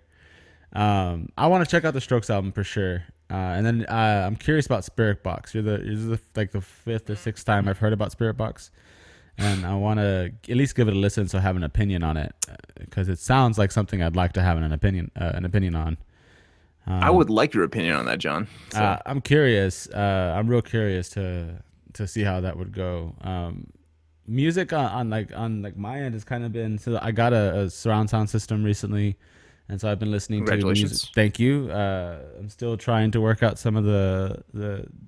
It's been 10 years since I've been in the surround sound game, so I'm trying to understand the difference between faulty gear and first world connection problems, and so it's a little bit of a hard thing to navigate. But it's been working really well majoritively when I on most parts, and especially with music and movies and putting on music, and I've been able to hear like elements of songs that I haven't heard in a while, because higher fidelity equipment means that you can hear full bands of frequency, and you can hear all that stuff. And I've been listening to a lot of albums. I've listened to Snarky Puppy, which is an American jazz group. I listened to Queens of the Stone Age, the Like Clockwork. I listened to Awaken My Love by Childish Gambino, which is really worth it. I listened to I know that he's a polarizing character, but I listened to the new Eminem album, which was really well produced. And I listened to Royce da 5'9's album, which is a really cultural, really like nice album. And like I've just been listening to a bunch of really good albums on the surround system. Gave me an excuse to return to a lot of stuff. And man, like music, I forgot. Like I always forget how pivotal music is to me until I sit down in a room full of it, and it just hits me. You know what I mean? I love sitting in music. Like it's one thing to have headphones on, and I like headphones, but I love having a good sound system, whether by myself or with some friends, and just enjoying the music. There's just something about enjoying a sound system. I think if I wasn't so invested in the gaming medium, I would probably be surrounded by records and some Yeah. ridiculously expensive headphones that completely outclass these. Which is to say something, because the Astro headphones are not something that you should. No, they're pretty great. I've Yeah. had these for a long time, but I agree. I understand you. I agree with you, and we experienced that something I also miss. I miss more than anything else. I've always, that's just me complaining now, but I mostly prefer. I would rather prefer to be in a room with you guys and music than a TV on. Yeah, no, I agree with You that, know, and that's what I want too. Is that I really want, some good music, some good friends, and just being able to enjoy that stuff. yeah, Music is a really powerful element, and it's something that I really wish more people would take advantage of, especially in a time like this when you're kind of alone with your thoughts more often. Why not music? Why not yeah. set the mood? It's so easy to get lost in your head. Why not just enjoy something? Why not, explore outside of the box a little bit? That's what I've been trying to do too, and just trying to, flex a bit and get to grow. Yeah, I think that exploring is really important and something that I do, but maybe there are pockets of time where I don't. Like recently, I'm not gonna lie to you, I haven't really explored a whole ton, just because I definitely have the time to do it, but I haven't done it. But it's definitely great going off on just little kind of exploratory routes, either on YouTube or on now on Spotify for me at least, which people can have opinions about Spotify. I think that their discovery tool is pretty great. Just like stuff that they recommend to you, it's pretty great. But yeah, man, music is so important, especially right now. Like I said, it's a great way for people to uh, maybe find themselves in a sense, or also maybe find music that they can relate to that maybe they hadn't heard before. Yeah. There's definitely some stuff recently that I've felt that way about. Strangely enough, Suicide Boys. There's a couple songs in there that I'm Yeah. like, yeah, this is. You're talking Why about didn't I listen to this a Live year or and two Die in New ago? Orleans, right? To Live and Die in New Orleans. That's the album The red of one. that I listened to the Yeah, most. yeah. Yeah, No, man, that album like gets me. There's just something about relatable music. I mean, like it doesn't have to be. Um, I don't care whether like you're rich, middle class, or poor, like where you sit in the line. But there are some stories that are just true, all the way around. Like heartbreak and struggle and trying to hit this, that, or the trying to get blocked, life blocking you this way or that way. And Suicide Boys, some of their music and some of their lyrics just hits. You know what I mean? Like they really hit it on the head, and it's existential in the sense that everybody can get it. You know what I mean? Like if you can listen to the lyrics, get past some of the music, because some people don't like to listen to the music, but if you can get past some of that and listen to the lyrics, like they're talking about real life stuff, like, and it really connects. yeah, and that's the way I felt about That a might be lot of an stuff album I recently. play next. That might be an album I play next. Thank you for reminding me of that. Oh man, hopefully we get to listen together someday soon because I don't think any of that music. Friends, mostly because I decided to ignore it for so long. No, and I get you. Yeah. Well, again, I understand why you would maybe be enabled to ignore it, Reluctant. reluctant. Yeah, you're reluctant to Yeah. check that out because it unfortunately is casted like ghetto music, and it has a low SES reality to it. These guys are from the ground up. They came from the bottom. Now they're here. Like, but they definitely have an ear and an eye for art. And it's unfortunate that a lot of people, whether on accident or on purpose, just accidentally look beyond them. And because some of their songs are just really deep, like surprisingly deep. Even Booyah, which is another person that kind of plays with them. Like Booyah has done some stuff that like it was alleged. There's some crimes that irks me a bit, but his Mm-hmm. music is existential, and it's like a young person who, has some real issues with life, and who puts it in music. It's just so cool, so cool. Yeah, man. And again, right now, good time to do that. If you got time at home, if you're alone, Oh yeah, maybe you can't listen to someone else's voice that you can talk to. Listen to someone else's voice trying to harmonize you. yeah. Like Make you feel go do good. that, and I guarantee you, it can do so much for your mental health. That's how I got by all the time, like just with music. I told that to Ash, is that when I got the surround system, like it felt so crazy because it'd been over 10 years. I got lucky when Black Friday was like first a thing. My parents got me like surround systems. My dad always had a surround system, and he's like, hey, it's like a surround system for like $60. You want one? And I was like, sure, and I set up a surround system in my room, and I had a 5.1 surround sound system like in my bedroom, and I was just listening to music in that way, and it made my life. Like I looked forward to coming home. I was that guy sitting in front of the speaker and all that music just coming at him and shit, and I didn't realize how much that made me feel happy until I got like the speaker. Well, now that I have the speaker, like it just in the morning, I just put on some music and it just feels right. Like there's just something about music, that for better for worse, has kept me around. You know what I mean? In the sense that, in a joking sense and in a real sense, like it's kept me around in the sense that it's attached me to life, and I feel so inspired when I listen to certain albums, certain artists, certain just tracks, just so good, so fucking good. Yeah, man, I really think that I want to listen to the Strokes, and then I'd be really interested to see. I kind of want your opinion on a track or two from Royce's Allegory. I think that even though it's rap, that you would have a field day with a couple of those tracks and how creative he got. Okay, well, let's do that then. Let's maybe make that homework. You give me a song or two, you link them to me, and I'll give you a song or two. I'll probably just give you Spirit Box stuff, since you've also been just kind of on the cusp of maybe kind of going in and seeing what that really sounds like.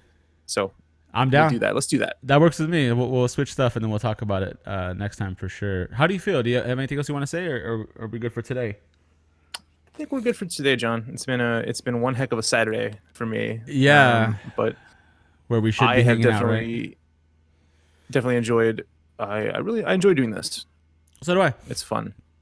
The time flies. It doesn't feel like that big of a deal. It allows for you and I to reflect on the week, both in a serious sense for Corona, and then also in a fun sense. You know what I mean? We do.